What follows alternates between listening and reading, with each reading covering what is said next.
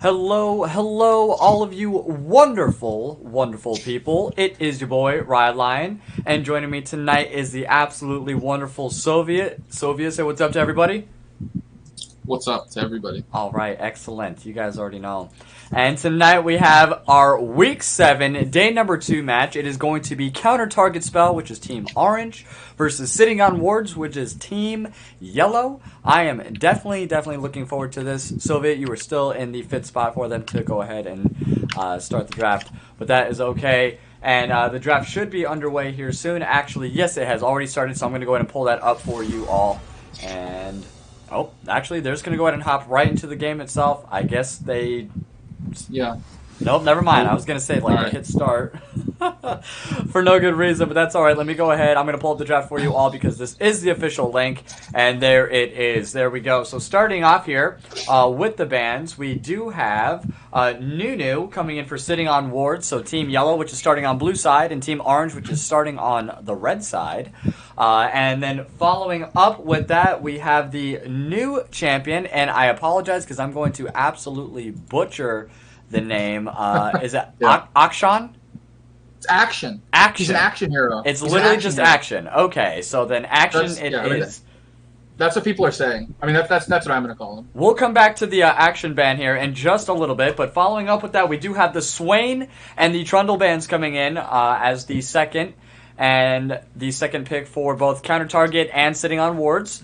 And let's see who the last ban is of the first round before we get into those first picks. And it looks like here with time dwindling down, they really like to wait, don't they? Seraphine is going to be the third and final one for the first round. And for Counter Target Spell, they're going to answer with a Zillion ban as well. Okay, following up. Nice little, targeted bans here, it looks like. Oh, they haven't officially locked in Zillion. They're just hovering it. Okay, there it is. Yes, they're going to go ahead and lock that in. So, have you played any League recently, or have you gotten back into it? I started getting. I've played I don't know, maybe 8 or 10 games the past 2 days. I've been playing jungle. So yeah, I mean, I've been having a good time again. Okay. Trying to lock back in. Okay, yeah, just dip your toes in. Yeah. Understandable. Have you versed Action at all, or had him on your team? I had him on my team, and he hard fed. I think the champion is only going to be. I mean, he's going to be if he's good, I think he's undertuned right now. That's what people are saying. Like the first day, his win rates in all roles was like 30%. Okay. So I think he's undertuned, and he's only going to be good in the hands of good players, like a Yasuo or a Zed type of character, but ranged. Okay. No, understandable. In Like terms of his what? kit's crazy. All right, Like so the his- kit like itself the- is good. It's just the auto attack range that you're just not a big fan of. He just doesn't do very much damage, and he's like very different. But the rope swing, the rope swing ability is absolutely bonkers. I don't give him a chance. He's going to be really good in very hot. I think he's actually going to be good in pro. Like if he's Okay. If the numbers on him line up properly, I think he's going to be very good because the resurrection mechanic. Like if you can get a resurrection on somebody with TP and they get to the TP back in the fight, I mean that's game breaking. Right. No, understandable. I mean, and being able to resurrect people just immediately, and yeah, it's just everything about him sounds disgusting. And we'll get back to him in just one quick moment here. But for the first two picks here for Sitting on Wards, Team Yellow, we have Tristana and Morgana.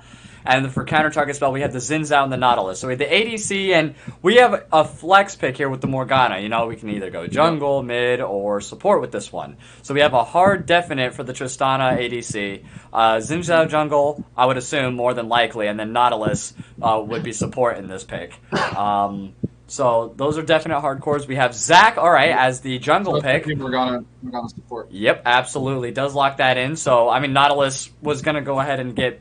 Yeah. Did he pick I believe he picked second, so he got 1-2, and then they just counterpicked with the Yeah, and Morgana. So they took Morgan to the Nautilus. Yeah, so very smart. which is which is good. Yeah. Yeah, that's exactly what you want. You know, you have the hard CC, you have the spell shield. It's going to stop a lot of engage on him, but just one of you though.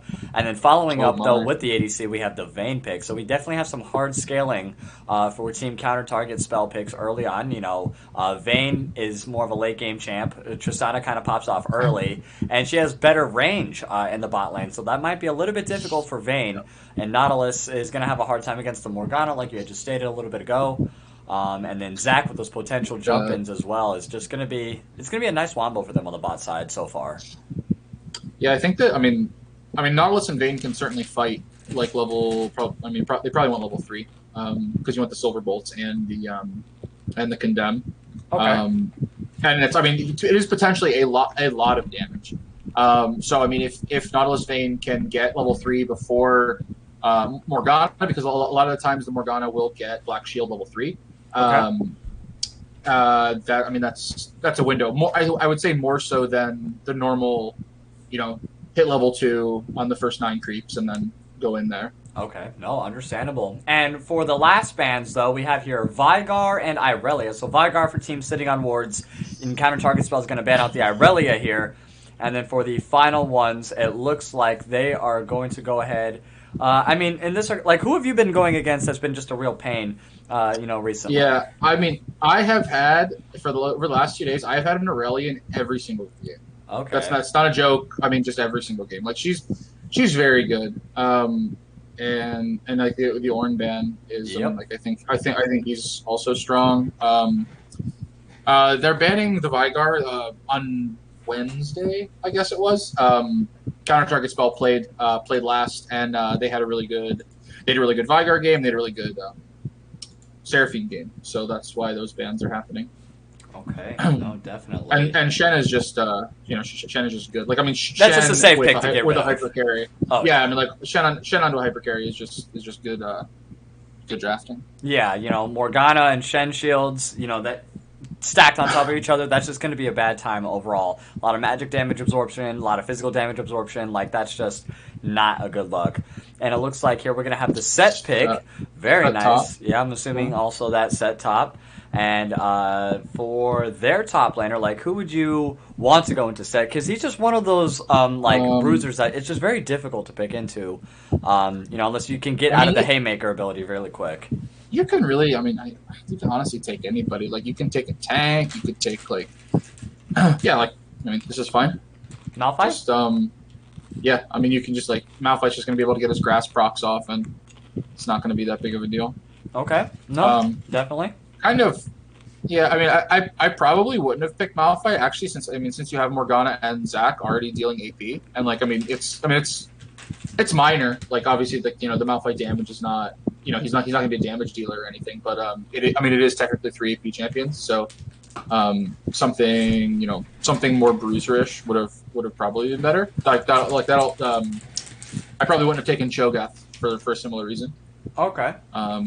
I think Ornn would have been a great pick, but obviously it's banned. No, I was gonna say, yeah, that's kind of unfortunate though. Yeah. so it's gonna be Triss mid and Varus AD carry. Oh, yes, it is. Okay, good point. I literally just noticed that. Very I said cool. very confidently it was gonna be Tristana ADC. So at least that's gonna give Vayne a little bit of a chance. You know what I mean?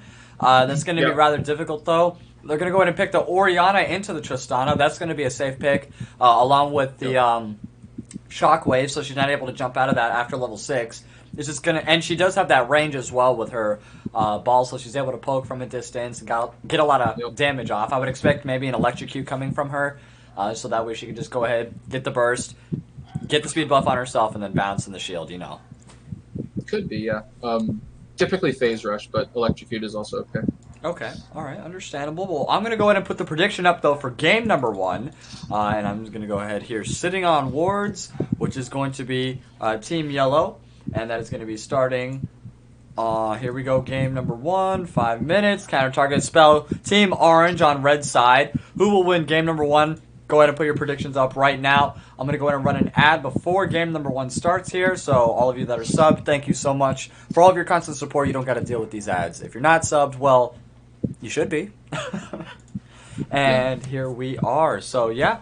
I'm definitely kind of in favor right now for team counter target spell for just a couple of Yeah. reasons.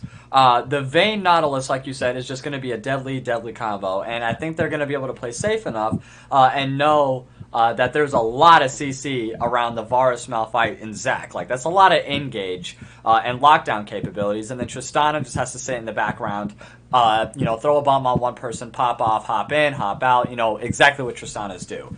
So it's going to be up to CTS, counter target spell, to stay kind of spread out, especially in these team fight situations around these heavy objectives like Dragon and Rift Scuttle and Baron. I don't expect to see a 5-man fight around Rift Scuttle maybe early, but definitely around Baron later on.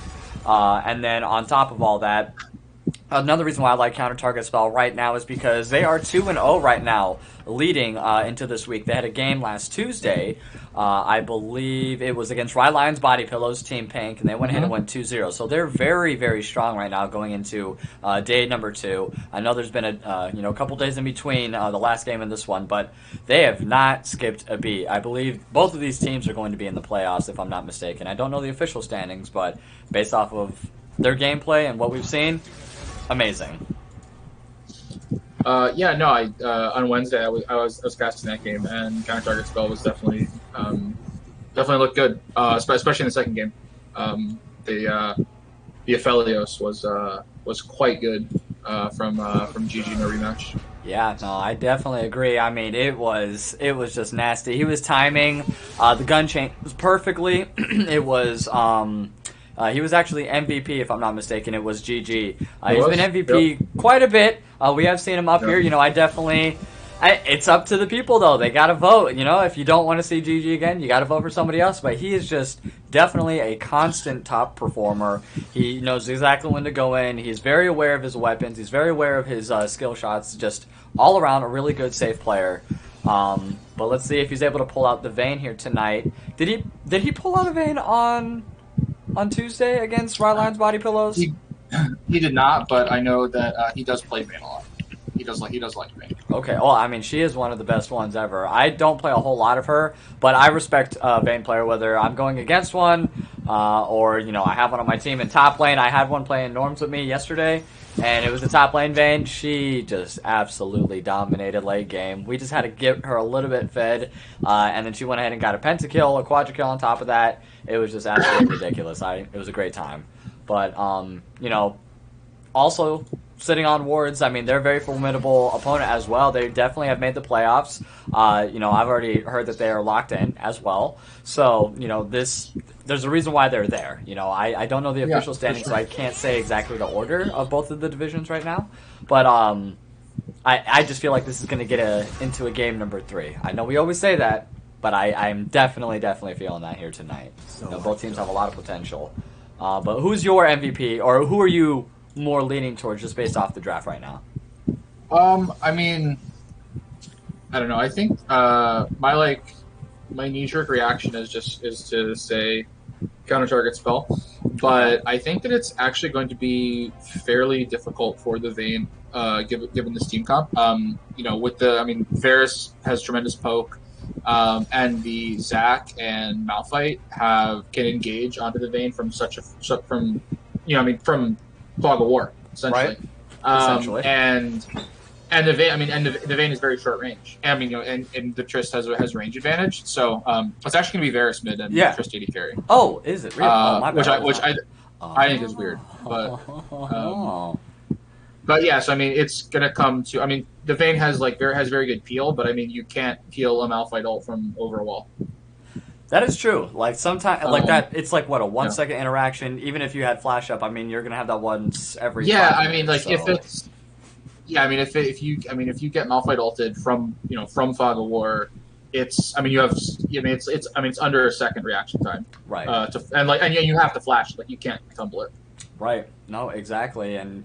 Malphite, he's just one of those champions that is just like, once it gets to a certain point in that game, or in the game, it's just kind of ridiculous. He's just one-shotting your back line. Vayne's always going to be a target unless she has, the invisibility, flash, maybe a Guardian's Angel up or something, or Xin Zhao's able to get everybody else away from her, and if they're able to peel for her, I don't think it's going to be the initial, unstoppable force that's going to kill her. It's definitely going to put her on her ass, but she's not going to be one-shotted by that at all. She's going to have, the shields from the Orianna. She's going to have Nautilus able to CC for her, like, immediately. So I don't think Malphite's even going to be able to get his full combo off, technically.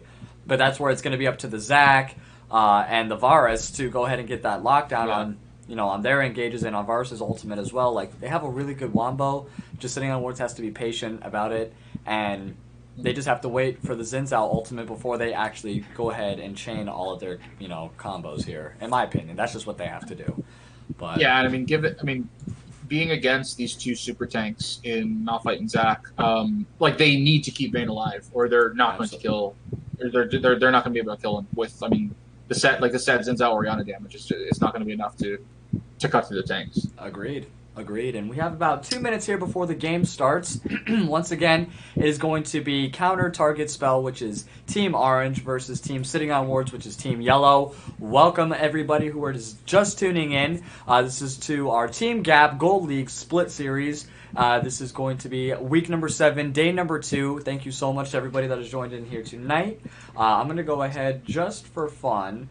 Because, we could have new people, anything like that. I'm going to go ahead and just go ahead and give the sub to some random person out there because you guys are awesome and we wouldn't be sitting here without you. So thank you. And let's see who's going to go ahead and get that. Soviet, I hope it's you, unless you're already subbed. I'm already subbed. Oh, all right. Well, let's Cloud see who Strife. it is. Cloud Strife FF7. There you go, bud. You don't have to deal with those pesky ads anymore, which we'll be doing right after the game itself. So you're one less person to bother with that. But yeah, definitely. I believe it has ended the predictions. We only have 4 people that are going in, but overwhelmingly it's going to go to CTS counter target spell. Like I said, they're going to be entering in tonight's game 2-0. They had a match on Tuesday against Rylyonn's Body Pillows, which is Team Pink, and they were not messing around. They wanted to get in, they wanted to get out, and let's see if they're able to go ahead and do a repeat of that here tonight. Game number 1, Team Yellow versus Team Orange. I'm super excited, and I hope we get lots of Infernal Drakes. You already know. All right, I'll tone it down. We a had little double bit. Infernal. On Wednesday we had double Infernal. Wednesday. Really? Yeah, that was Wow, I'm both jealous. Both of the games were Infernal. You were watching. Well, I know, but I wasn't casting it. I mean, I could get hyped, but you couldn't hear me or anything. I mean, I was talking a little bit behind the scenes to you all. Yeah, game 1 Wednesday had the full 7 dragons. Oh yeah, that's right. Yeah, it was like a 50-minute game. I think that game was actually like Team Gap, like history essentially, because that was the longest one of the longest games. Yeah, it was. I think in the end it was like 54, 55 minutes. Absolutely. And EJ Min 123 says Yellow's got this in the bag. So we already have a fan here for Team Sitting on Wards. This is the second game, I believe, that has been casted for Sitting on Wards, and I definitely would like to see a lot more of them. But with that being said, let me go ahead and get the game up for you all. Here it is, game number 1, for tonight's match, week 7, day number 2. Team Counter Target Spell versus Team Sitting on Wards. Here we go. Let me get rid of these time controls. And off they go. Alright, I definitely hope to see an invade. It looks like that's what we might be seeing here tonight. I'm definitely all about that. They do have a lot of CC coming in from Team Counter Target Spell. I mean, they have the Nautilus. They have the Xin Zhao knockup if he's able to go ahead and get that done. I wonder if Set started his pull-in. Are we able to confirm that? Let me double check. He went ahead. He hasn't done anything so far. Yeah. Okay. Yeah. All right, Fridge is off. He is definitely not paying attention at all. Yep, lots of engage in First Blood. Oh, unfortunately was picked up by Rain Cloud on Nautilus. That's definitely not who you wanted to go on. He doesn't even have the Ignite. That was just an unfortunate last hit moment. But everybody picked up a little bit of assist gold on that minimum. So 100% kill participation coming in from Team Counter Target Spell already off rip. And that is unfortunate. They said, oh no, it's probably lag there in the chat. Koji Suja, I certainly hope so. I know that's definitely not what Fridge probably meant to do, but that's what happens when you're tabbed or you're zoomed out somewhere, unfortunately. It's happened to me plenty of times. making the best of a bad situation. At least he didn't flash away, right? I mean, like flashing and dying is, kind of a disaster. Absolutely. It's like you already know you're dead at this point. Just take it and move on. It looks like both junglers are going to be starting on their top side respectively and then making their way down to bot side. So we could have a little bit of 3-on-3 action. And Dark Cheetah, along with a Jesse, is actually going to be going ahead and getting cut out here by Rain Cloud. A nice hook does go off. A little bit of poking action goes in favor of Team CTS. And they're already starting off pretty aggressive with the Vayne Nautilus. So let's see if this progresses here once the levels go forward. And nice poke. No autos coming in from Agassi. You don't really see that a lot, at least not in Silver. You know, the supports that are not tanks, they're not very aggressive with their auto attacks. It's like, you're range into a melee, please. Right, yeah. Well, I mean, they're just afraid. They don't have. I mean, it's very much a confidence thing. That's like true. If your whole life, it's like if I'm an enchanter, like if I get in all this stuff, I'm going to die.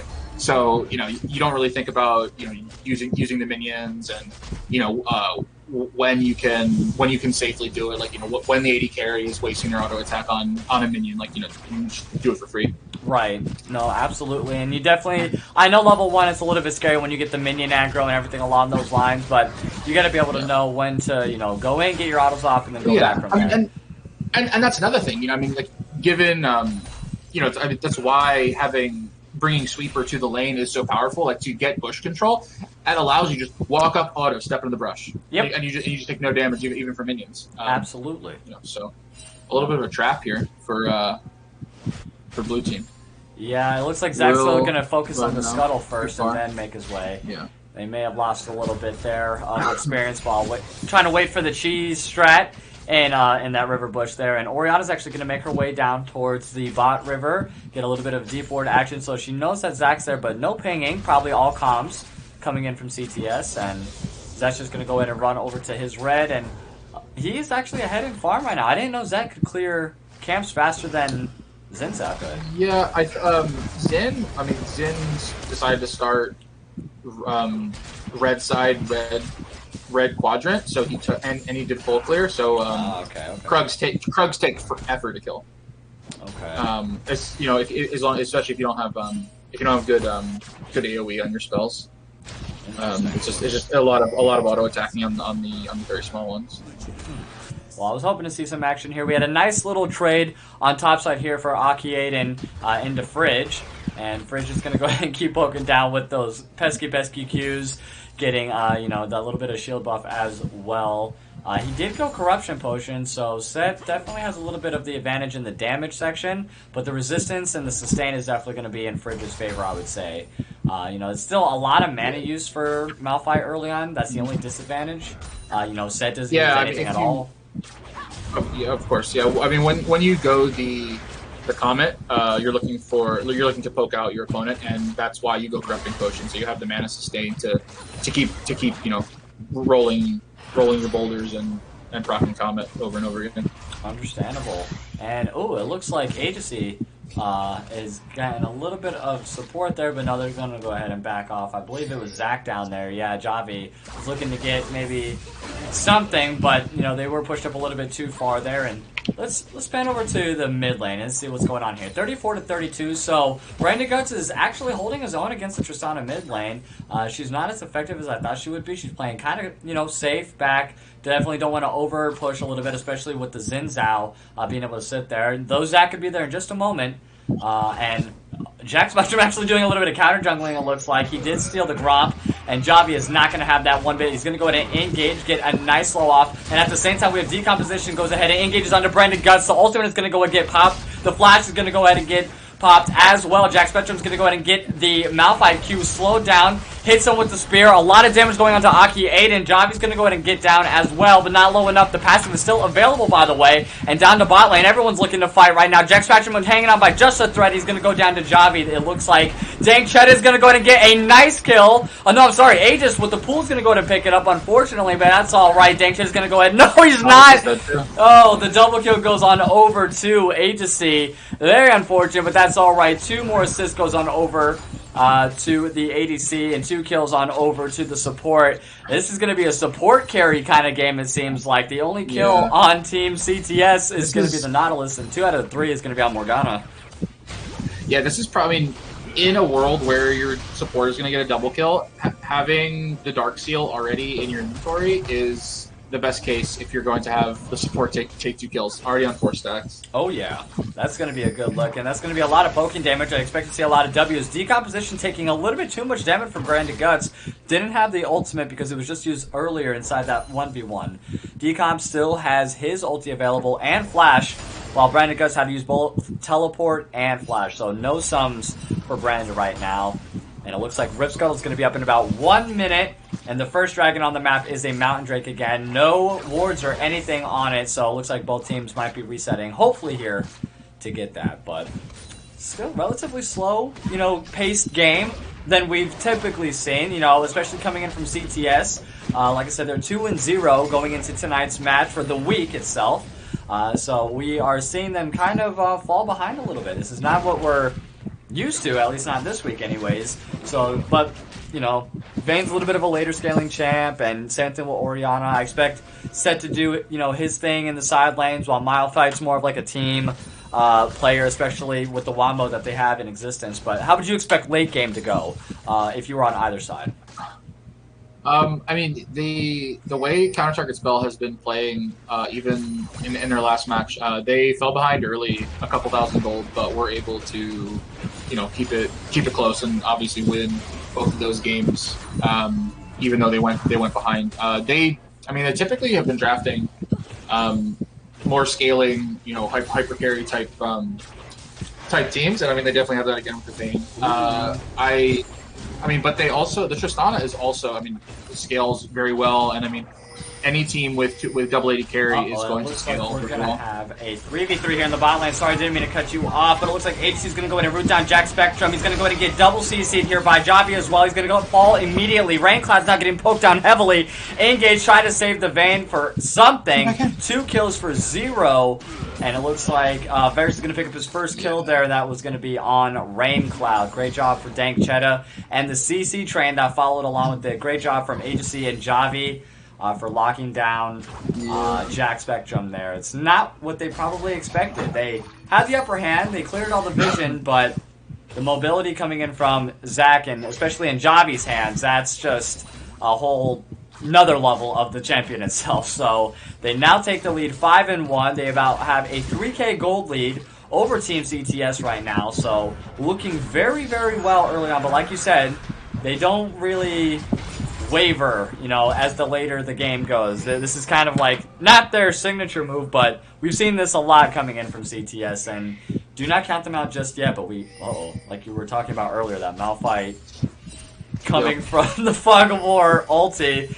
And it looks like he's got his eyes set on Branded Guts, but Jack is going to make his way down to top side. Completely misses it. There it is, the engage from Fridge, and down he goes. Yeah, absolutely nothing. You can't do anything against it, right?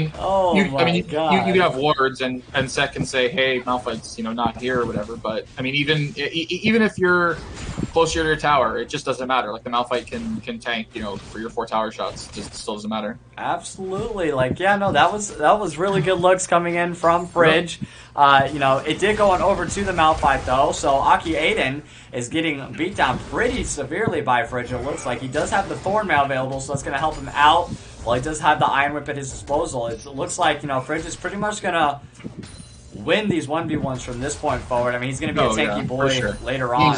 He's totally fine. Like once you get the Bramble against, really against any physical top laner, you're great just binding fine. Is going to be threaded there. Raincloud is forced to dead. Flash. Yep, there. Oh no, almost. Oh yes, wow. He is. Dank Cheta.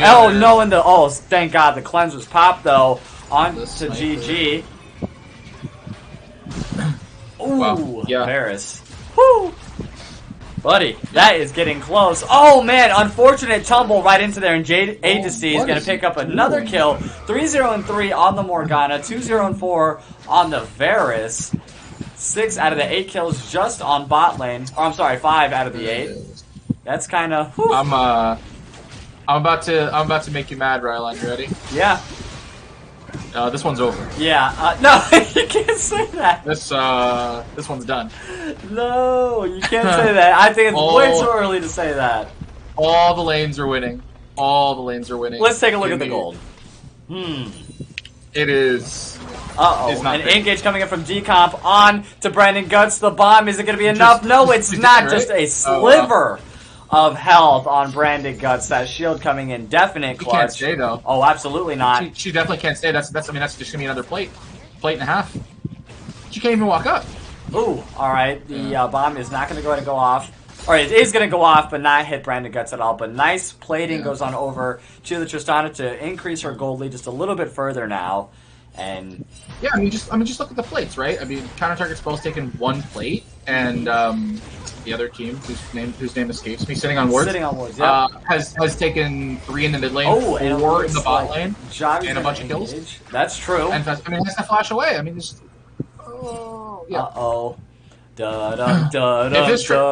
Fridge over there in the fog of war. Like, I mean, if the Zen is not there, I mean, Triss just jumps in, jumps out, and just gets another kill. So, I mean, the Zen has to just, has to give up farm here. And I mean, and bringing up your AD carry here is not ideal either, because you're sacrificing farm in one lane.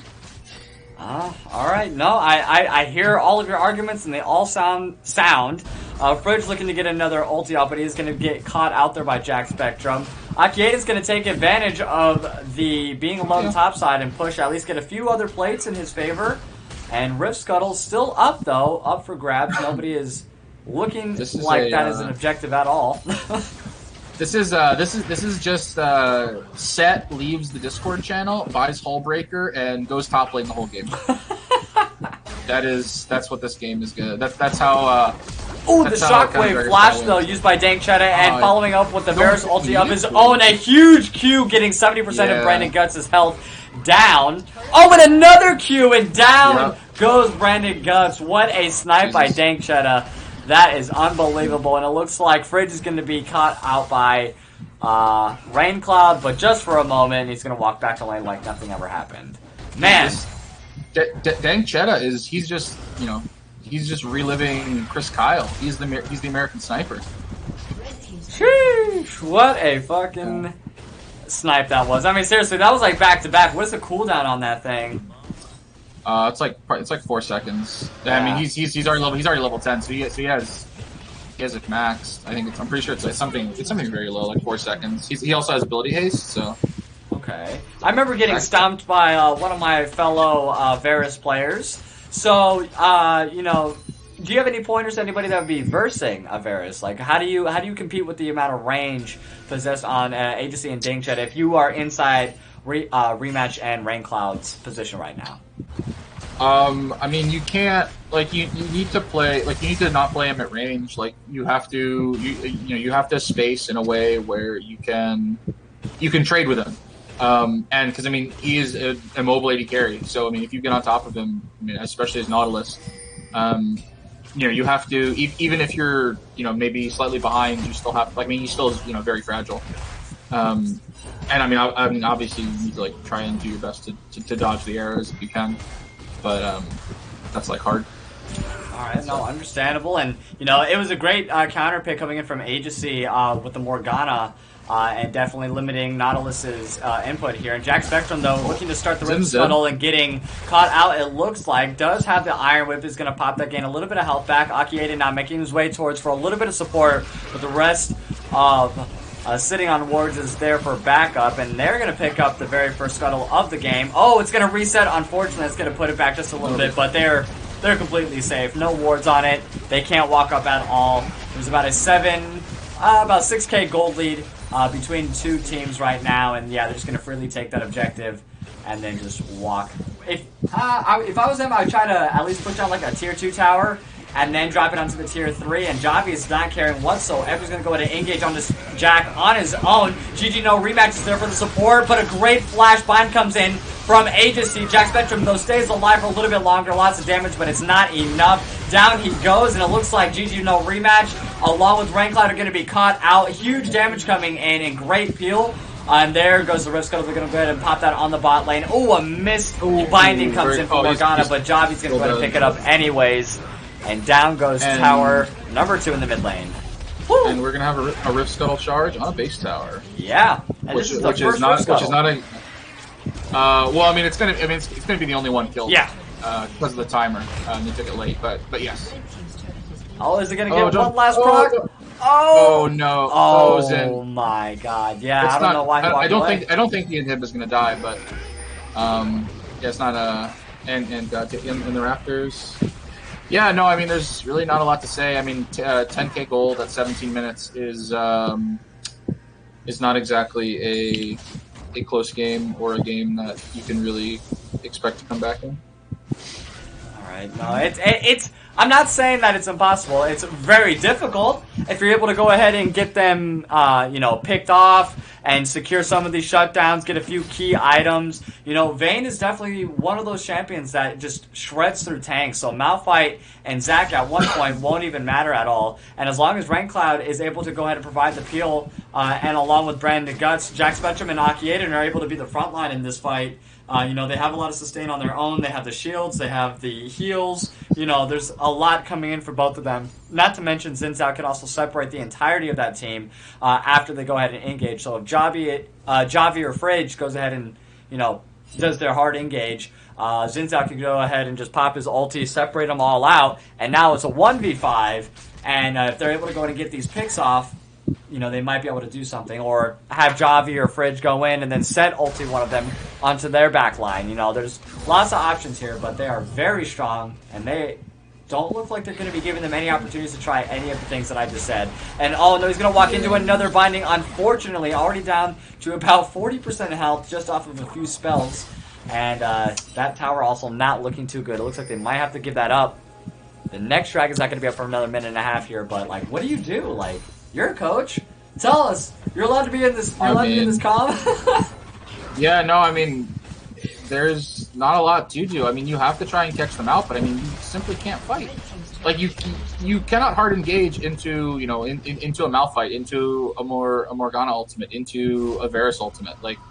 It's extremely hard. I mean, they just need to catch the farm. I mean, it would have been way better for counter targets fell if they actually had killed the inhibitor, getting the free minions just deposited into your base every 30 seconds. But I mean, good. I don't know that they did it on purpose, not killing the inhibitor, but it's a good play for sitting on wards to not have killed the inhibitor. To keep it alive. Killing an inhibitor when you're this far ahead, this early in the game, actually doesn't get you very much. They want to really clear the map of towers. Just sort of stack drags and just get more ahead. They don't want to.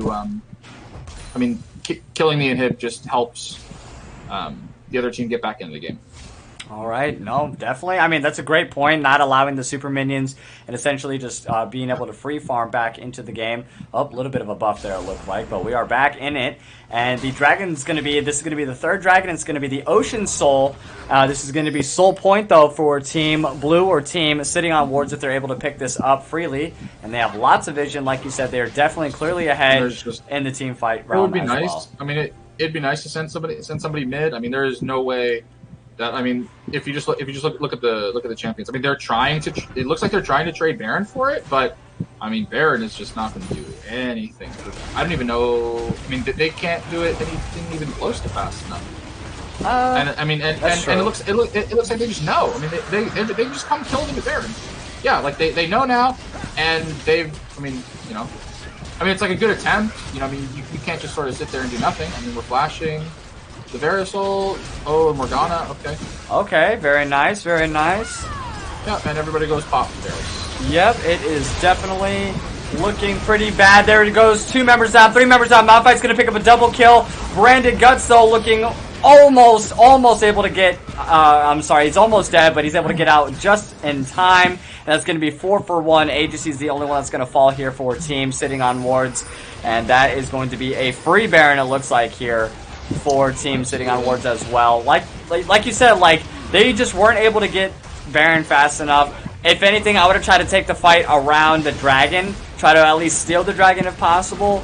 I don't know if you're able to pick up anybody in that fight or what, but they had a blue trinket, so there's just no choice. Even if even if everybody goes off of vision and just sits in the pixel brush on a pink ward, and they still have that blue trinket to know that you're not doing it, so they're still in full safety. I mean, it's just as much as we want to keep the tension and stuff. I mean, there's no good. I mean, there's no right decision. Right. I mean, like that fight went as well as it could have. Like, I mean, Set did a bunch of damage, and just, I mean, killed one person. 1.5 people. I mean, yeah, it was Aegis. Like, yeah, that's the only one that died for that one.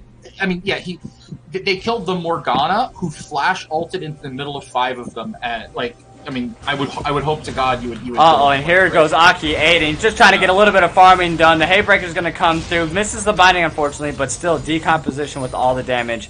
2-0 4, 5-0 8, 4-0 4, 3-1 4 for topside, and 4-1 9 for the support. Like, yeah, this is not looking too good for counter target spell for game number 1 here. But that's all right, because we have a game number 2 and 3 at our disposal if need be.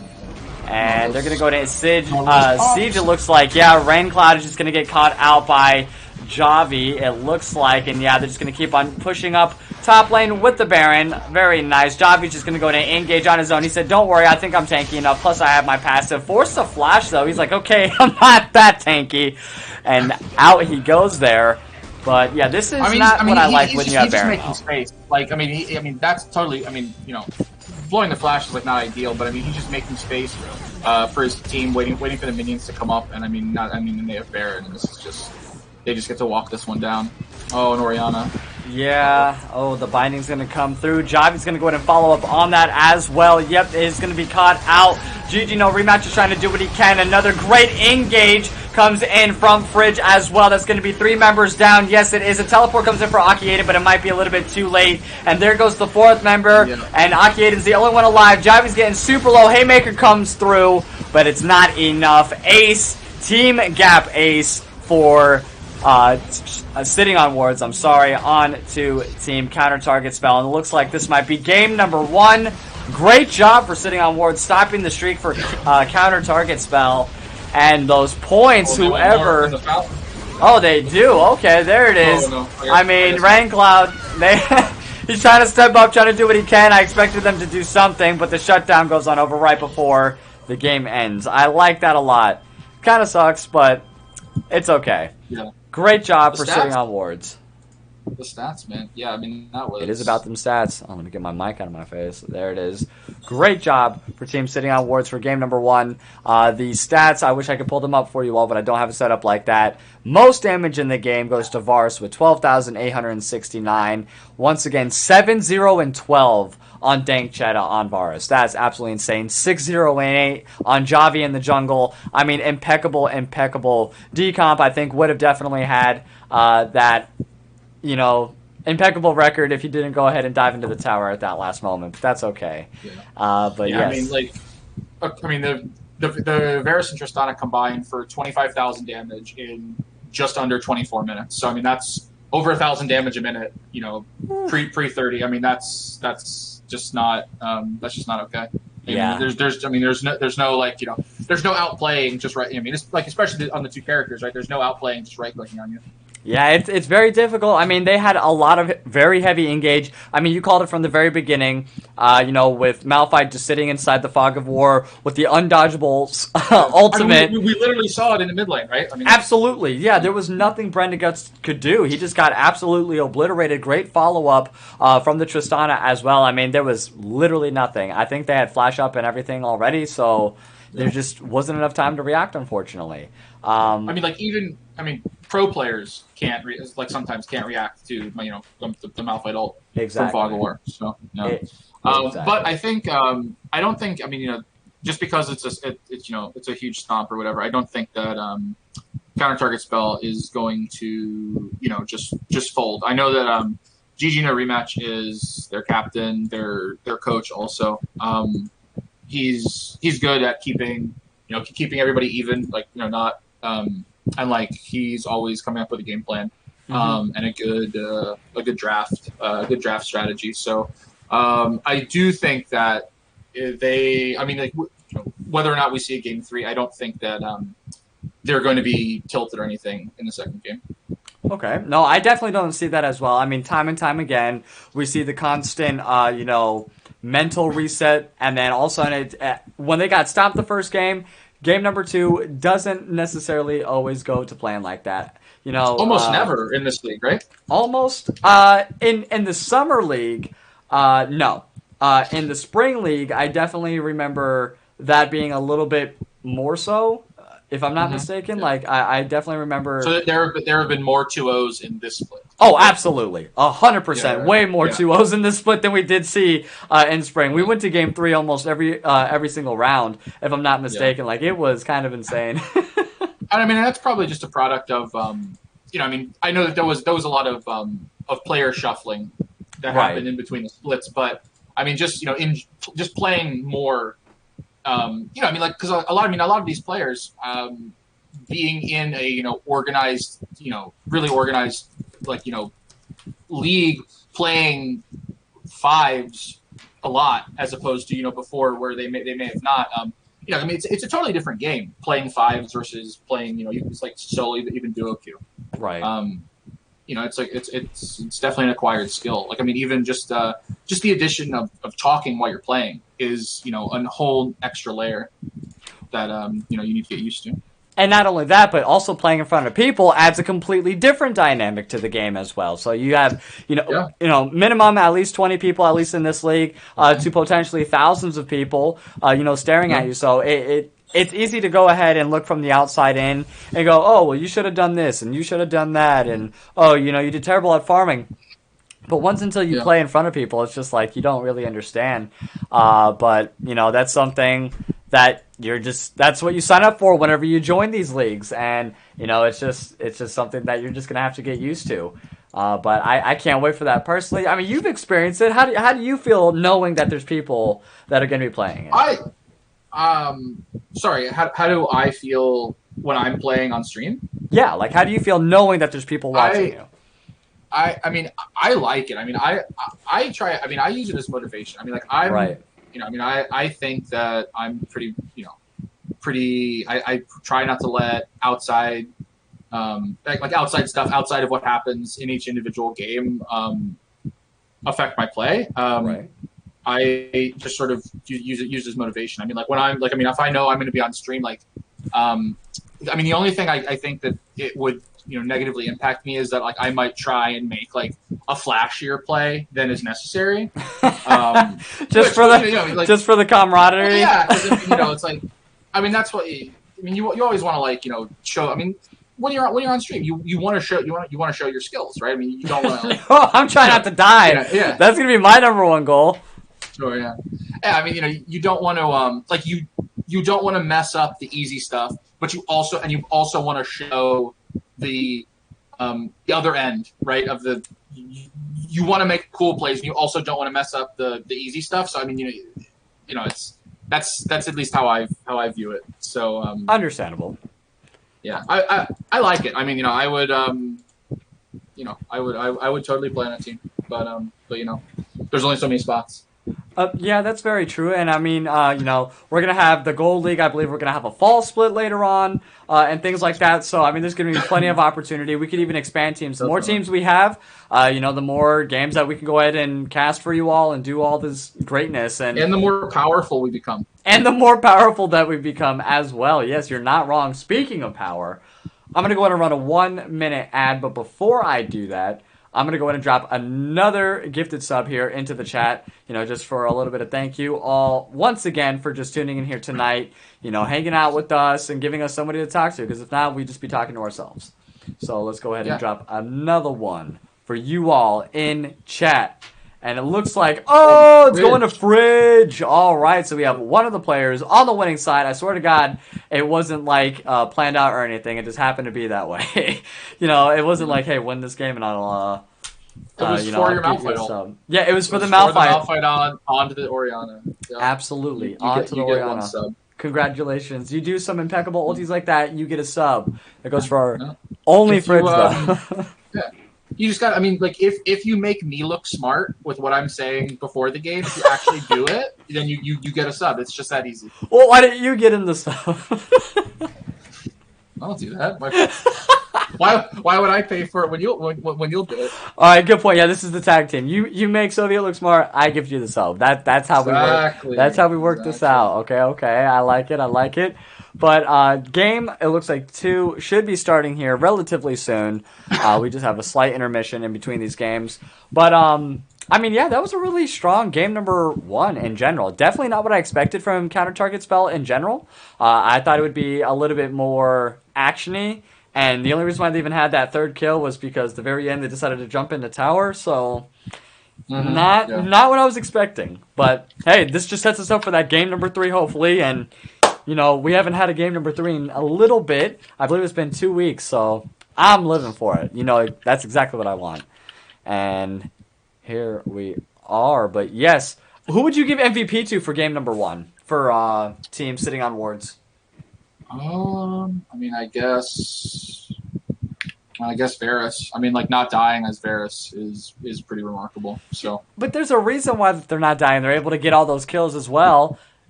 That's true. Agency, Agency is here's just the thing. I mean, like, as top in the much, sack. Let's go. And you know that I will bend over backwards to try and give MVP to a supporter or a jungler because they're really the only players that matter. You know that about me, and you know I think that every single game is jungle diff. You know that I think that. True. But I mean, there was no insane play. It was just like, playing. I mean, they just did what they had to, right? I mean, it's like, I don't know. He was. I mean, he was hitting those like really like max range arrows bot lane, like just one after 1, 2, 3, 4, just. That's true, and that's nothing to do with Morgana at all. Yeah. So yeah, I mean, like Morgana can't do anything, right? Like Black Shield does nothing against Varus Arrow. Morgana was on his team, so like there was no way that she could possibly support having him hit his skill shots. Yes. So yes, that's true. I mean, I guess you could drop the assist. Right? Like, go Varus, get your Q, do it, hit your Q, right? Like, I mean, he could be just chanting, right? Like just like the crowd, right? Well, I versed your Varus earlier. Like, was that what your support was doing? No, he wasn't. I was just he just wasn't really talking to me, and I was just like having to like drag him along, like, please, let's kill them. That was a pain in my ass. I'm not gonna lie. I hated every second of that. And then I went Caitlyn game number 2, and I was like, no, get away from me. Yeah. If you can't beat them, just play Caitlyn.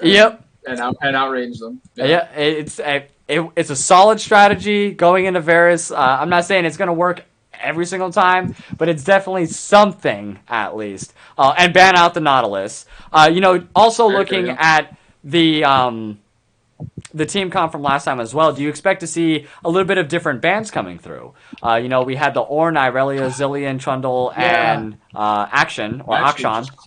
I actually just closed So the Action ban was for an emergency sub. So that's like that's like just a placeholder ban. Okay. It's like they lost a ban. Got you. I mean, you can't really, I don't know, right? Like, I struggle with the whole reacting to one. Sorry, go ahead. What? No, I was gonna say draft has started, so I apologize. I'm gonna go ahead and pull that up here real quick for game number 2. Once again, Sitting on Wards is leading the series right now. It is going to be 1-0. For the first bans, we have the new, and like you had stated, I did not know that was a placeholder ban. But Akshan is just going to go ahead and be put there, but that's not a real ban apparently. Yeah. And he's disabled, like he's not allowed to be played.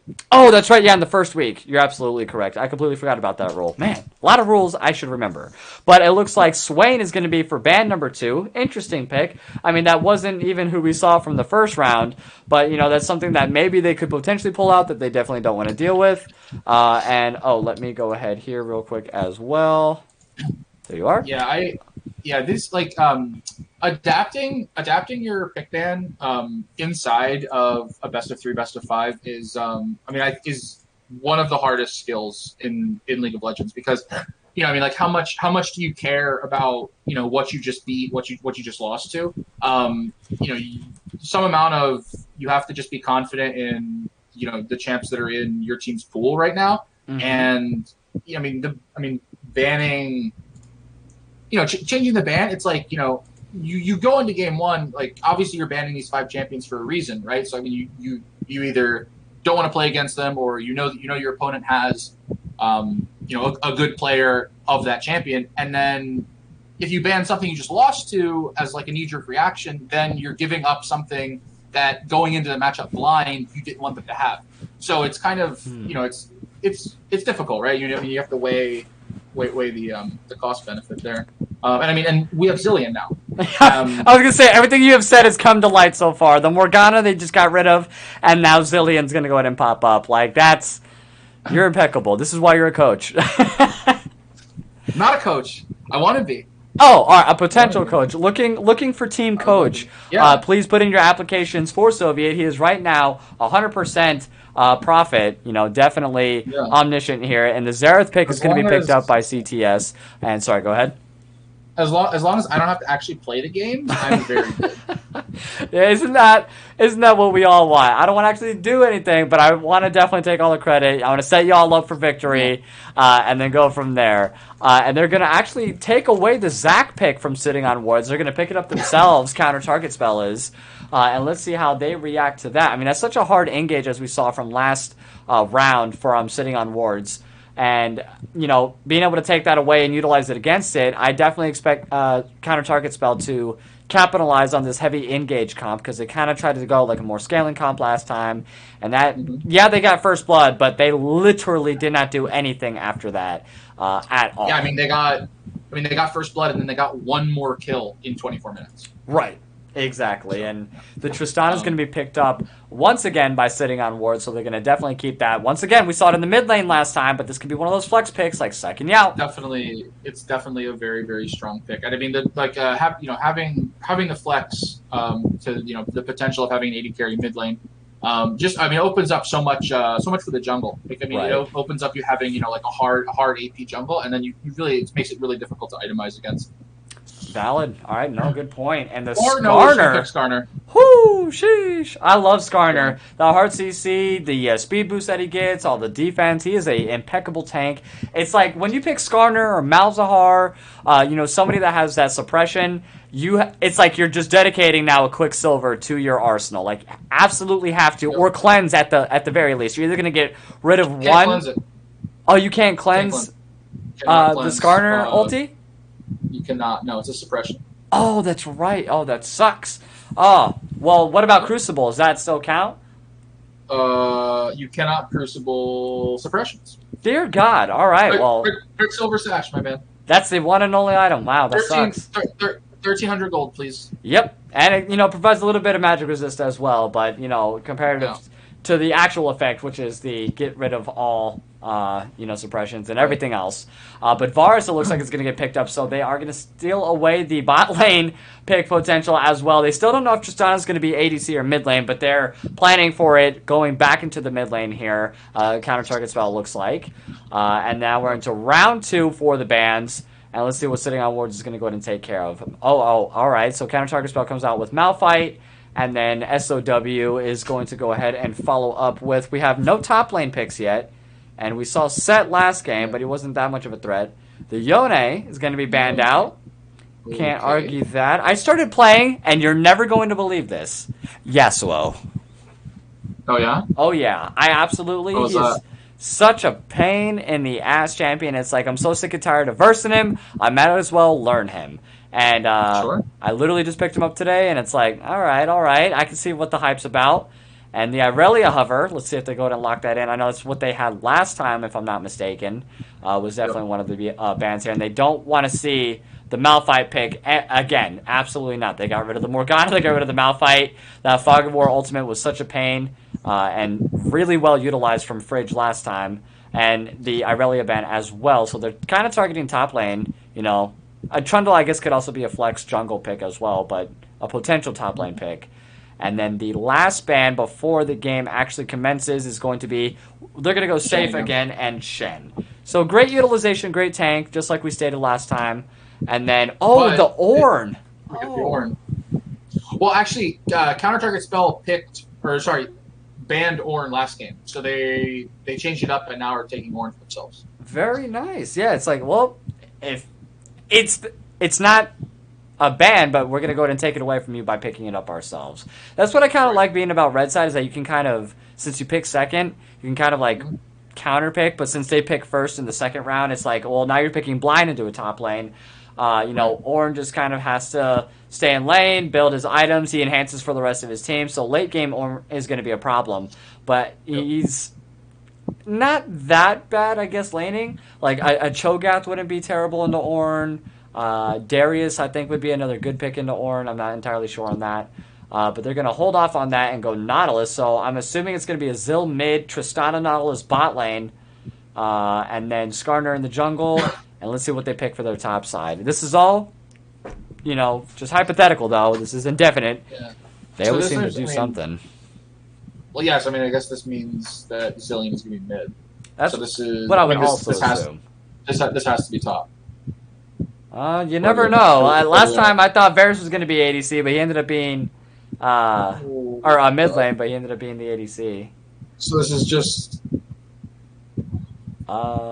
Sivir Zill? This has to be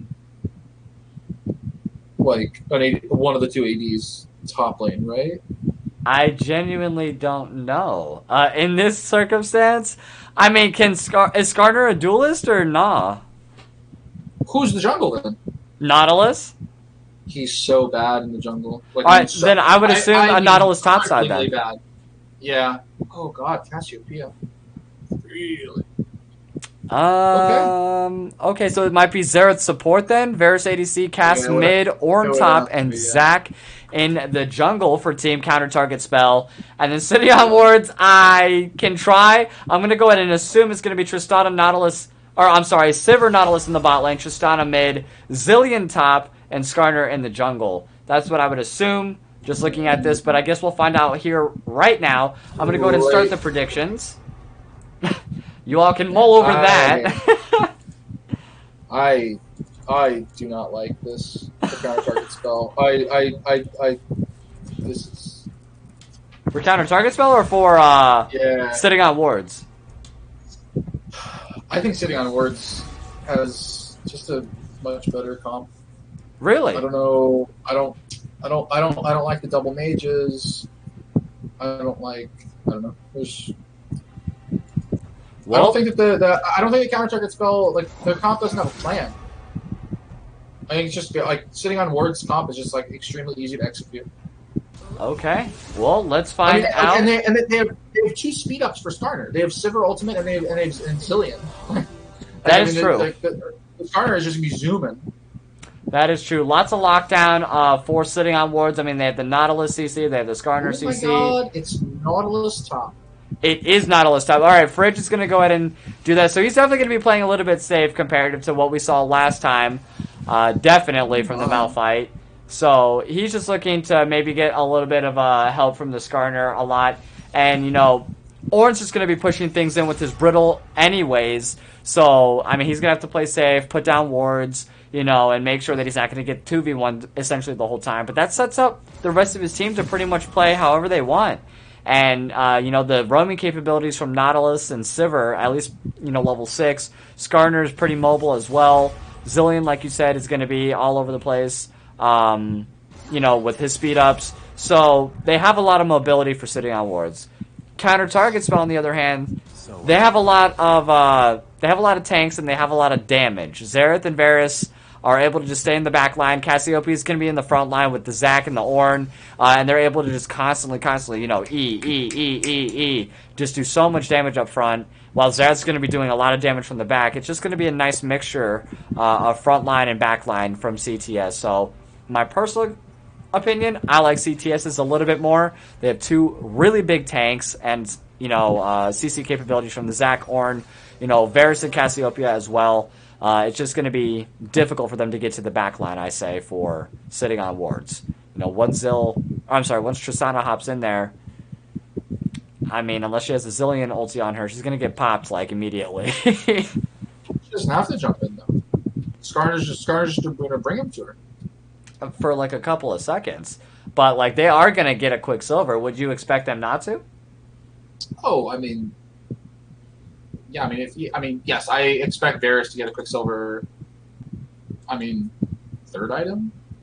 Varus. Varus is probably gonna go lethality, and like the lethality champions, I mean, they do not want to detour their build really at all. Like they need the pieces to line up to stay ahead of the curve to deal a bunch of damage. And I mean, I do not expect Cassiopeia or Xerath to get Quicksilvers. So I mean, you just change the target of attack, like, and yeah, I don't know. I just think it's gonna be tough. You just expect them not to because it just doesn't really help them build into anything, or yeah, I mean, there's no, there's only Scimitar that builds out of it. Like, there's no AP, and it's like if you invest 1,300 gold into just this item, this magic resist item, that the magic resist doesn't do anything against this team. Good point. No, I would agree with that. So like, I mean, it's just and I just don't see it. And I mean, like the mages hardly ever build. And I mean, like Xerath is, as a support, certainly doesn't have the luxury of throwing away 300 gold. That's true. That is definitely true. The score of the match currently right now in Chanton is 1-0 in terms of sitting on wards. Team Yellow is in the lead right now in this series, 1-0. Counter target spell. And the first time this week, it's actually the underdogs, it looks like. If you go ahead and make your way to the prediction in chat here, go ahead and drop your channel points. Try to get as much as possible for game number 2. It looks like it'll be here underway in the next minute and a half. Let's go ahead and run an ad, though, real quick before the game starts. Thank you so much, everyone who's joined in. And once again, shout out to Fridge for the subs earlier as well that were given out. And here we go. But, yeah, I definitely know what you're saying. And, it's going to be a lot to overcome for Counter Target Spell. But once again, they're just one of those teams that just knows how to execute. They're one of the top teams in the league. We've definitely seen this time and time again, coming in from the from the spring split. And let's see if they're able to start a trend maybe. I know playoffs should be sometime next week, if I'm not mistaken. This is the end of, I believe, the regular season itself. And they're going to go ahead and announce everything, and we should have playoffs starting next week, if I'm not mistaken.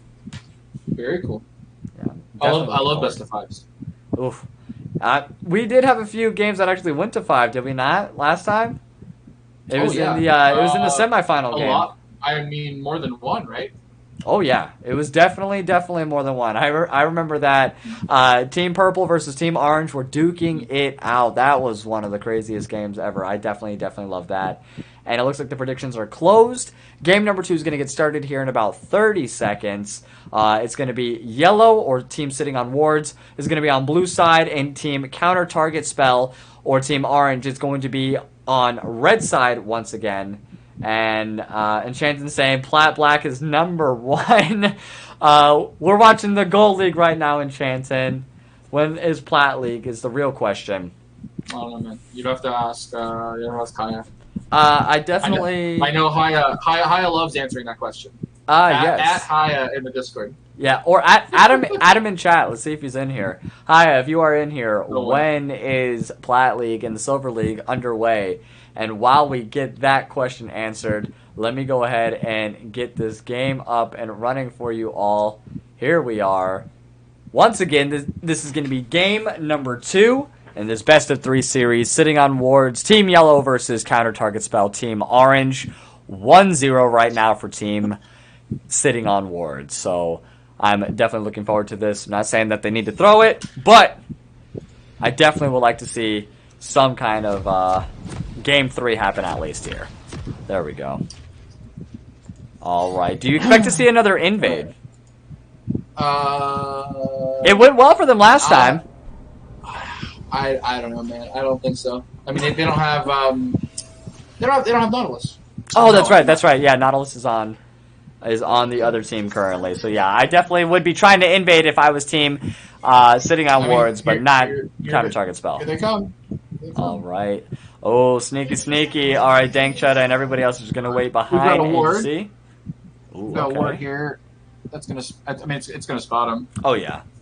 They know. So, nothing bad is going to happen. Okay, thank goodness. We don't want anything bad, of course. Right. All right, nice poke coming in from Raincloud, getting a little bit of gold action there. And he's going to run into the Zillion bomb, get another 15 gold.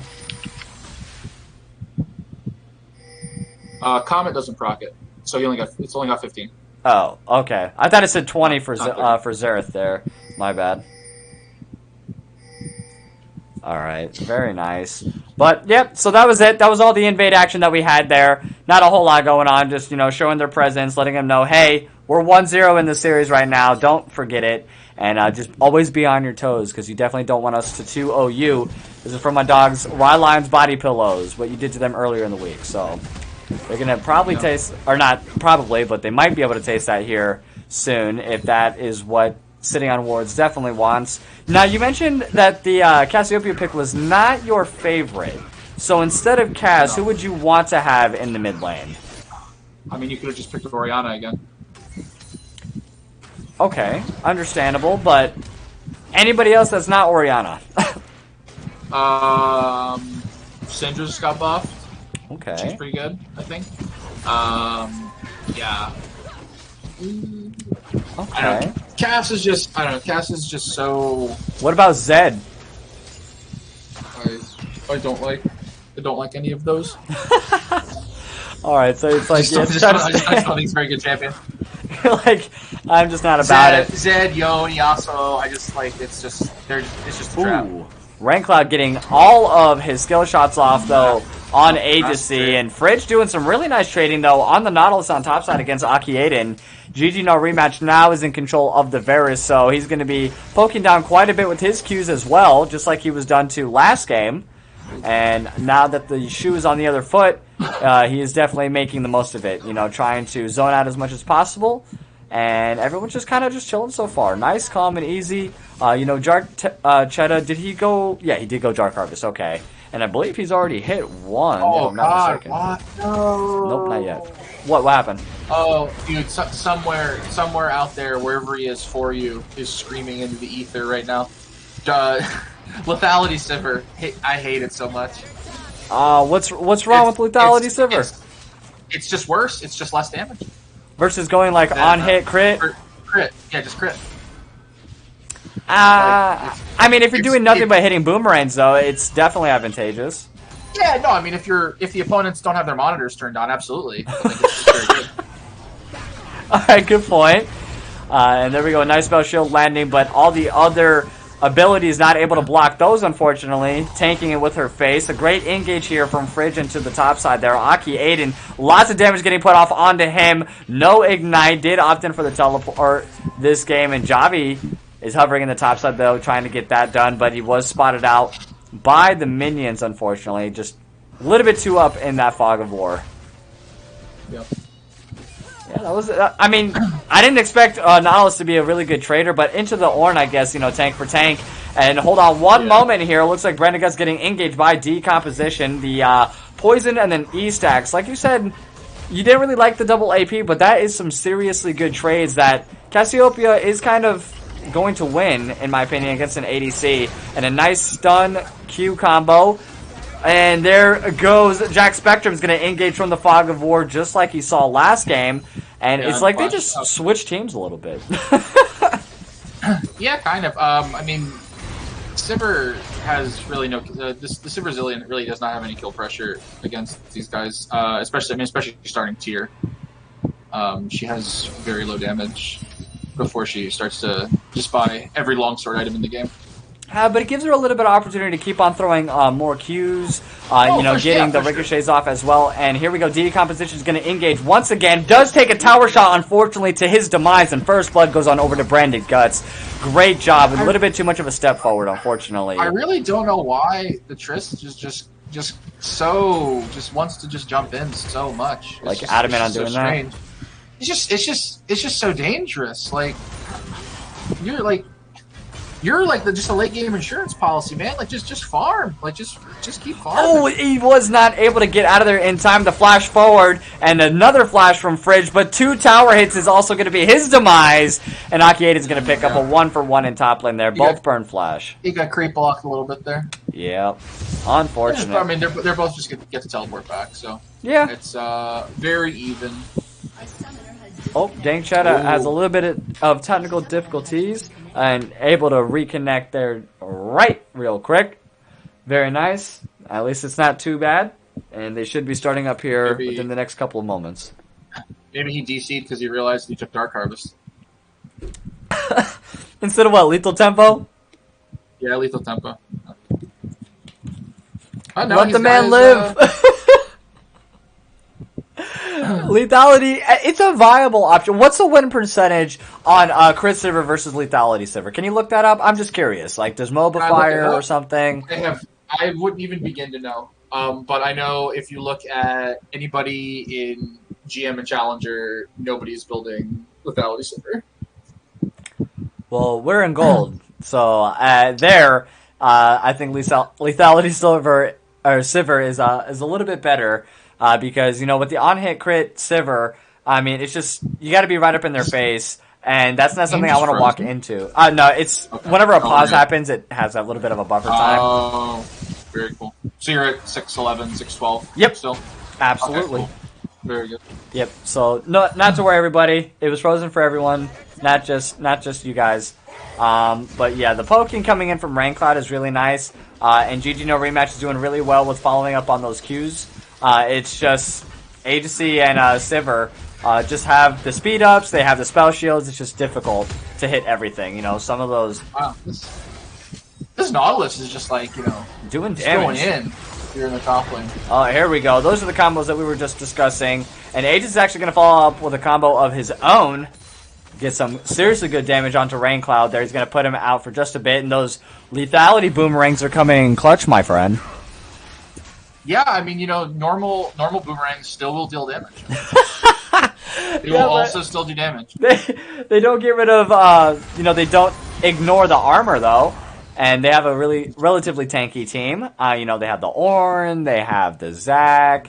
The incredibly tanky Varus and Zera. Well, that's just going to go ahead and just shred the squishy champs as is, I guess in a world where Lord Dominik's just doesn't exist and isn't a purchasable item, you're right. Lethality is definitely better against tanks. But would you want Lord Dominik's are just primarily for like tankier teams? Yeah, they have two big tanks, Jack and Aki, and by that I mean Zac and Ornn. Yes, I would absolutely want a Lord Dominik's as Sivir and Tristana in this game. Yes.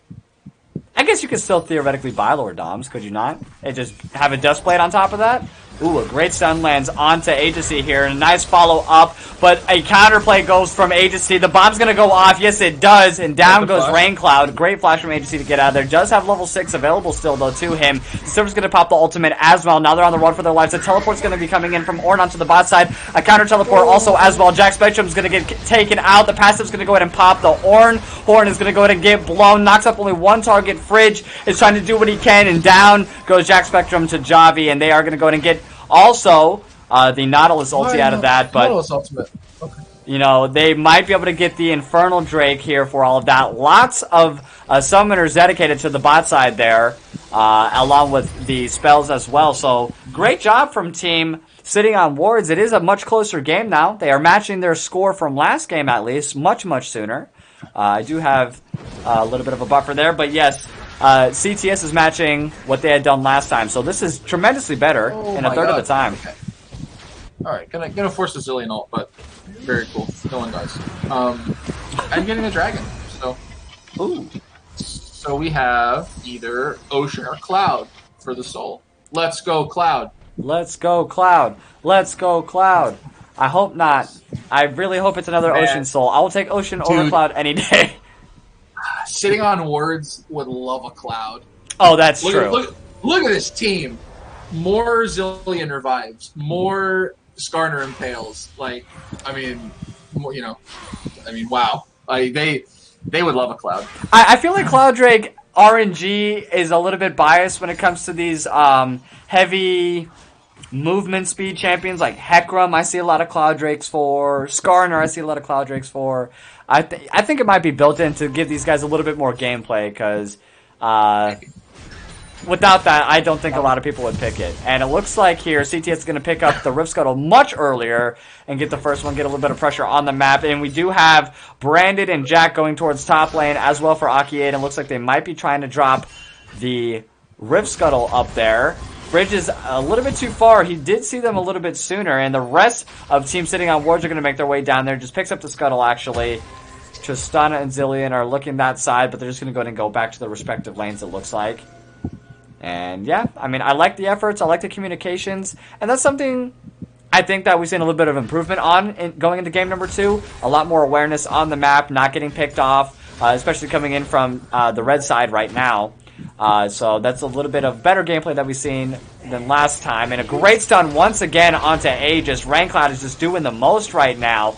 Only able to take one bomb to the face. The red ward is going to be taken down. And that's all that he really came for. Huge balls on the Zillion, man. Like just keeps auto attacking the ward. Doesn't even care.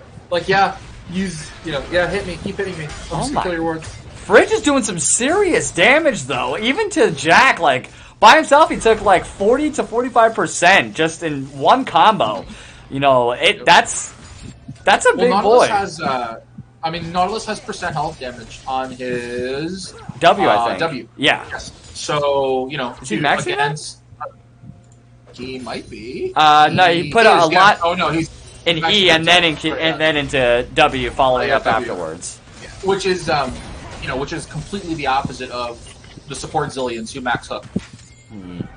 And then I mean you definitely max W second on every build, but yeah. So or like E does damage too. Like it's does a lot.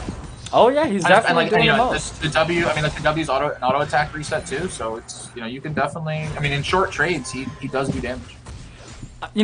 Fridge just the name itself, not by the gameplay. It's complete opposite gameplay, but he reminds me of Fudge a little bit.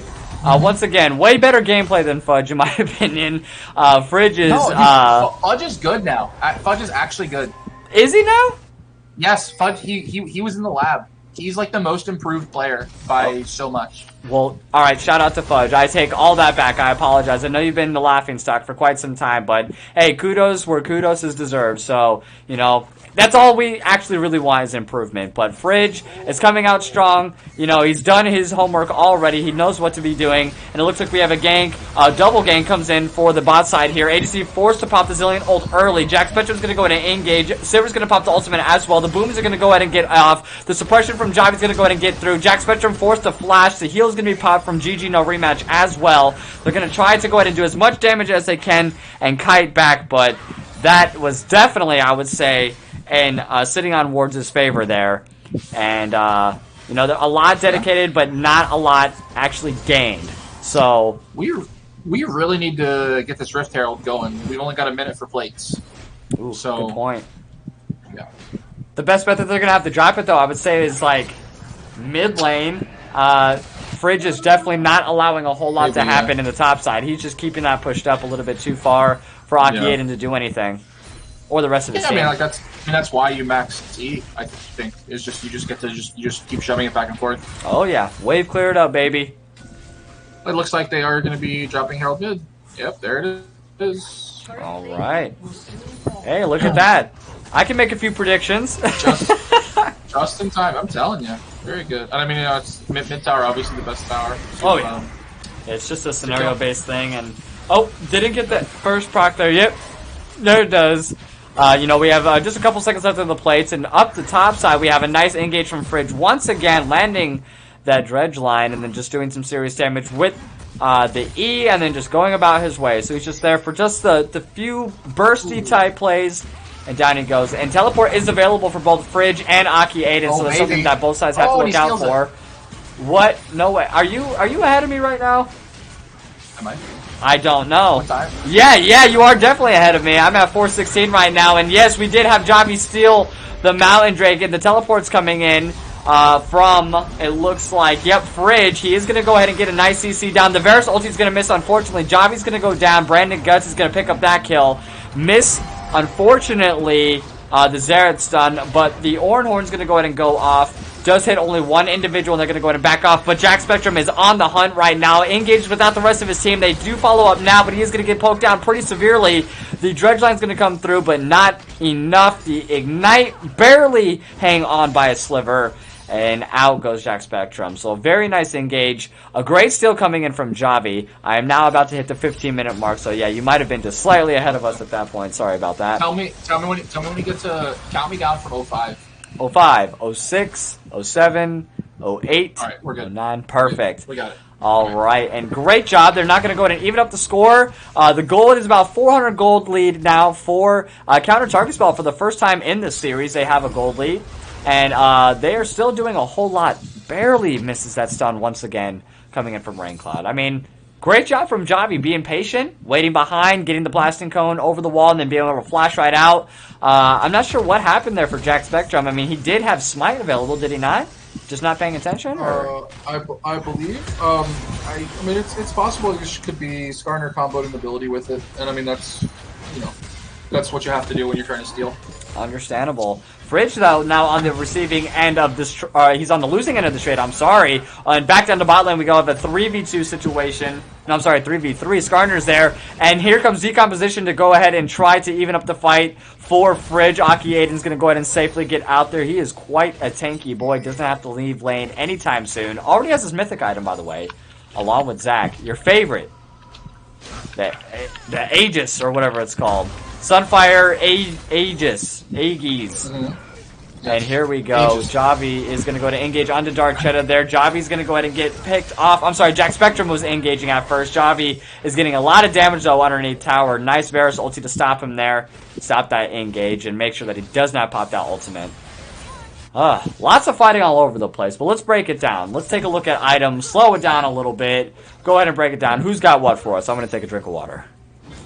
So both top laners and junglers have their mythics. Skarner obviously is going to be going for the chem tank just for more speed. I like that.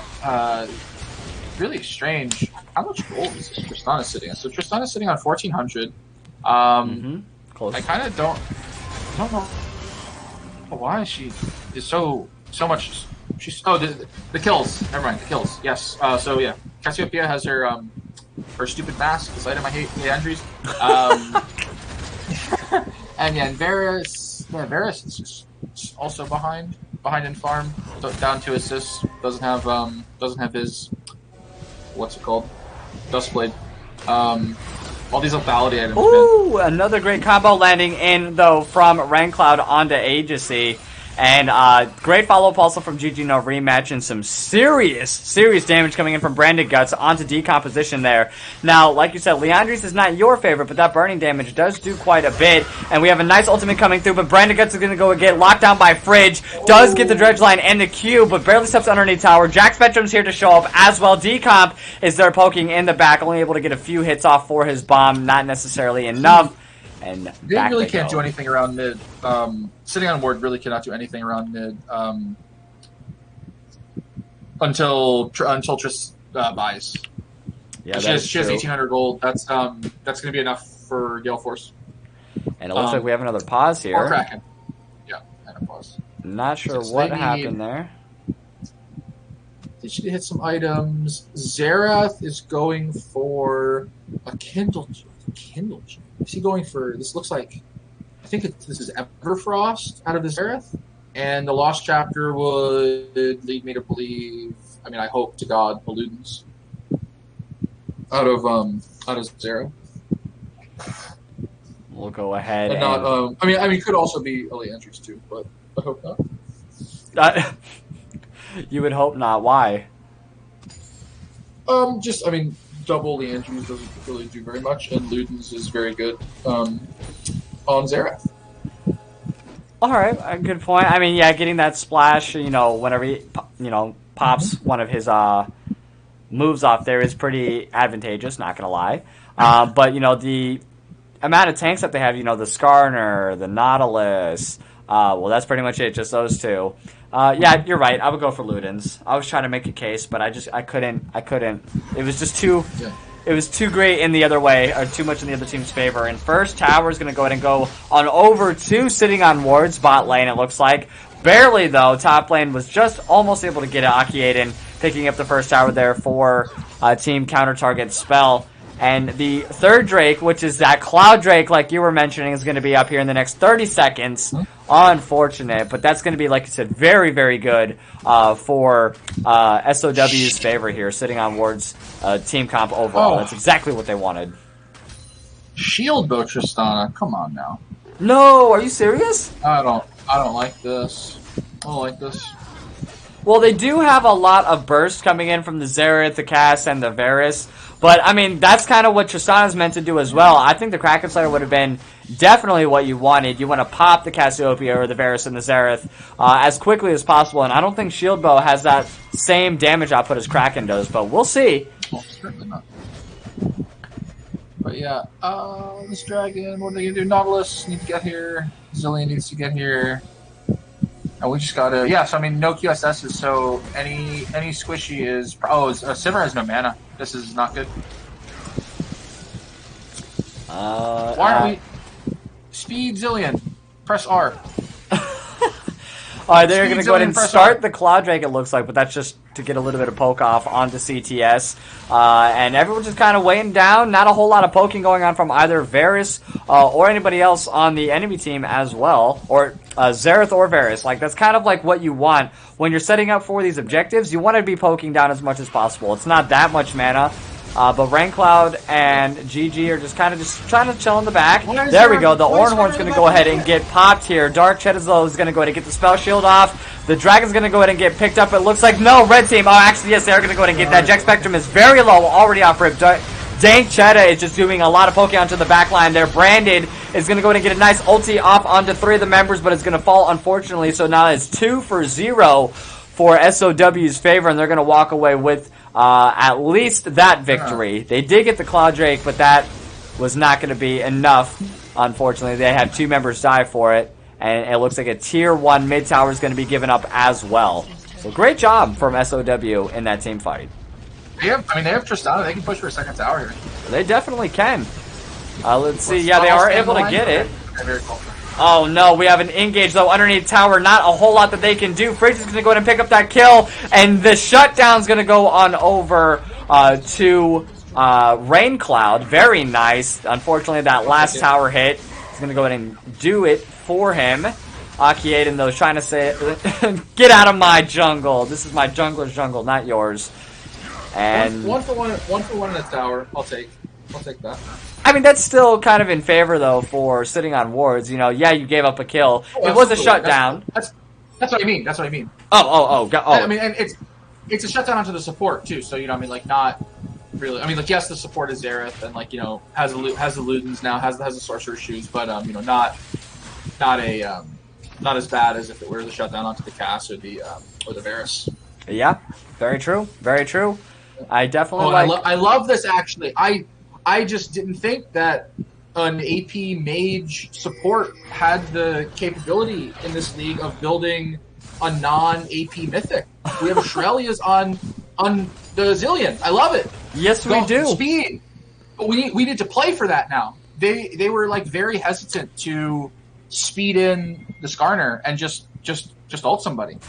Well, but now he has the spell. Chains now too. Oh my goodness. Chains. Who's he got him? I mean, it has just be Varus, right? I would assume that's. I mean, Cassiopeia wouldn't be too bad either. He has not chained anything. Okay, but Varus would definitely probably be the better pick here. Raincloud, though, getting some serious damage done to him by Aegis. Very nice bomb placement, gets the stun off. He's able to go ahead and back up from there, but he's going to be kind of behind in this team fight if they go ahead and try to go for the Baron. Oh, another great double combo. Oh my god, the third one. Yes, and the solo kill goes from support to support, so we know who wins that solo battle. Holy crap. Great job from Aegis. I'm saying Aegis right now is getting my MVP vote. As of right now, he set up set up Dank really well. I was ready to give him MVP just because he bought Shrelia's. So any other reason you want to give, I'm for. Yeah, whatever. All right, well, let's see if they're able to pull off the victory here. They are going to go ahead and start Baron, though, off that pick. Raincloud's up in the next 5 seconds, but they probably won't make it there in time. Lots of great ward placement here in the eyes for SOW. The Ornhorn is going to get blown. It's going to knock up just one person, though, and it's not going to be enough. Blue team's going to go ahead and slay the Baron, take their victory, and leave at that moment. Branded Guts is going to go ahead and push out bot lane while he knows everybody's on top side. that Baron recall, though, is going to go ahead and stop him from pushing any further, and back up he goes. He's going to take the jungle, too. That's good. That's good. This is one time Baron, where getting Krugs is okay with you. Yes. Definitely want to take as much as you can here. On the way to a gank, not so much. Just sort of a passive spectator, 0-0-0. Okay. That's what I like to call the double lift. Hey, no deaths is a victory all on its own, you know. Team fight going on, but guys, there's a wave in the side lane. That's true. That's very true. I mean, he's down by about 12 farm, 0-0 and 4 on the Sivir. So it looks like both ADCs aren't really getting a whole lot of kills necessarily, at least in this game. We only have 11 kills over on 24 minutes.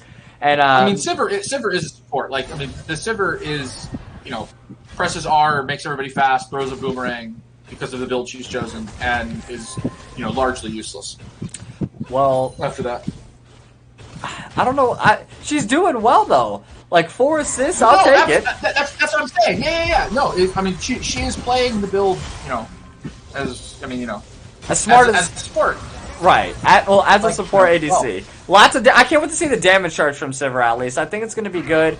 We did see the Shurelias and the Sivir ultimate get popped on the bot lane there.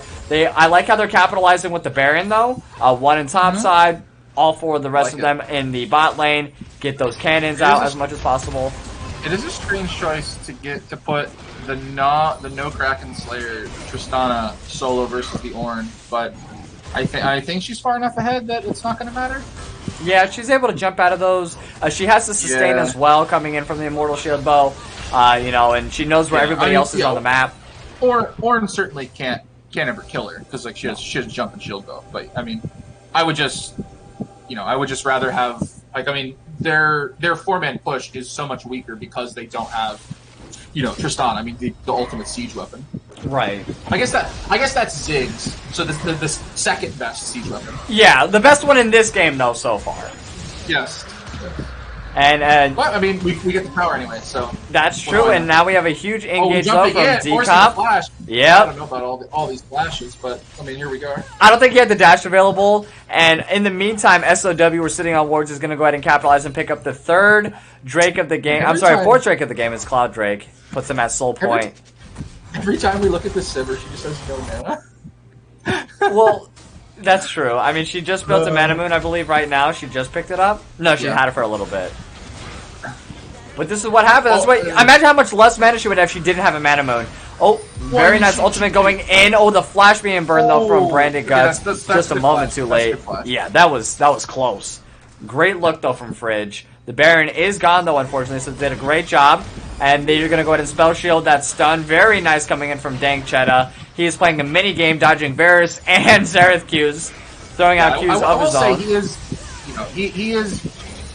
He's got the spell shields down. Like those are very good. Yep, and Aegis forced to use his ultimate early there. Cassiopeia focusing him down, so he's not going to have it available for this next team fight. What is the current cooldown on this Rylionn ulti? It's only 58 seconds, so at least for the next minute it's going to be down. But they're going to be fine. There's not really any other objectives up on the map for the time being for them to really capitalize on or really team fight around.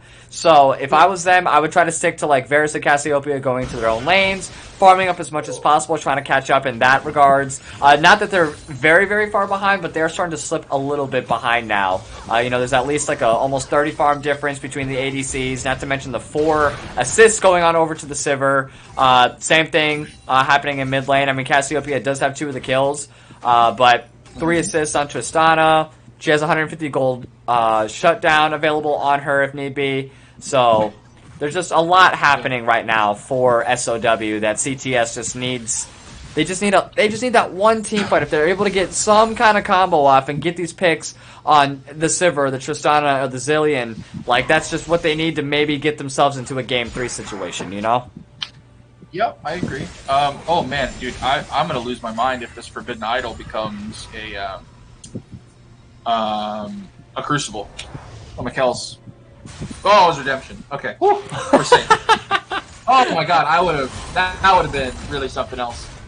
I mean, It would have worked, though, for the Cassiopeia. And, oh, we have a huge engage teleport coming in from CTS as well. Oh, he did get hit out of the Ornhorn, unfortunately. Brandon Gutso going in heavily. Very nice ultimate, but they did turn around just in time, so no stun going off. Shieldbow Tristana doing no damage. None whatsoever. Dodge all the artillery? Yeah, she's going to stay alive. Okay. Very nice. Bob and weave. Bob and weave. Decomposition, though, playing a little bit dangerous. Jack Spectrum, though, is going to get caught out. It looks like the passive isn't... Oh, yeah, it is up. I apologize. And they are going to go ahead and zone them out, though. Zillion's doing a great job. Decomposition is going to go ahead and pick up that kill. The Immortal Shield Bow passive is going to go ahead and get procced. The Shirelia's River is going to go ahead and get procced as well. A very nice Javi ultimate is going to go ahead and go in there. And let's see, decomposition is very low. Age is going to go ahead and pop the ultimate onto her, so it's going to come back to life here in just a little bit. But they're fighting underneath tower. They might need to get out of there. Decomposition does fall for a second time. Huge damage, but Fridge cannot get away in time. That's going to be 3 for 1. And this was some of the picks that they needed. But in the meantime, Dang Chen is going to go ahead and do a disgusting backdoor while everybody else is busy. He's going to go ahead and take the game into his own hands. And he's going to go ahead and 2-0. Wow, what a play by Dang Cheta. He said, go ahead, I will take care of this. And the behind the backdoor victory. I didn't even see that. I'm not going to lie. It wasn't until the camera angle went straight to him that I actually know that was going to happen. Great call from Dang Cheta. He knew in a little bit this could have gone a little bit bad. 3 of his members just died in the top side. That's okay. Oh my goodness. What an end. What an end. Man, yeah, I didn't even look at the minimap. I was neither. Freaking out that they were throwing before Baron. That's what I was worried about. I was definitely expecting a turnaround at that point, but no chance given from SOW. Great job. I'm going to go ahead and do the outcome real quick. Sitting on wards, 2-0ing. Counter target spell. Definitely not what I expected at all. And it's just... That was unreal. That was unreal. Who are you giving MVP to? Let me go ahead and pull up the members once again. While we go ahead and do that, break down game number 2. How do you feel about what just happened, and especially the ending?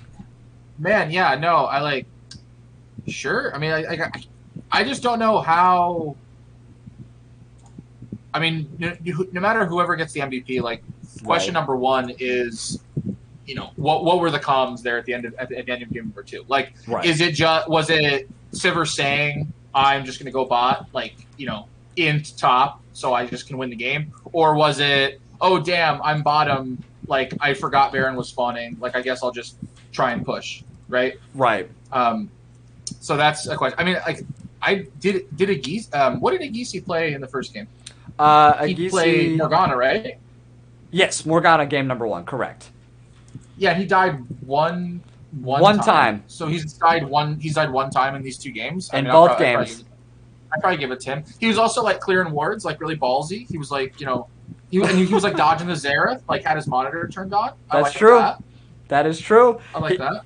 He definitely did a lot of gameplay there, but I'm gonna personally give that on over to Agency as well, because I mean they set up Dang Cheta for nothing but greatness. I mean that was some phenomenal gameplay coming in from Varus, hitting his Qs, but I think that he was able to be ahead in that regard because of the amount of pressure that Agency was actually providing. So in my opinion, I'm going to go ahead and go with Agency on that. I do have the MVP poll up and running for all of you, so definitely drop your votes in. We have a 3-minute poll here up and available. I'm personally giving mine to Agency once again, and I feel like most of you are going to agree with that as well. We have here 5.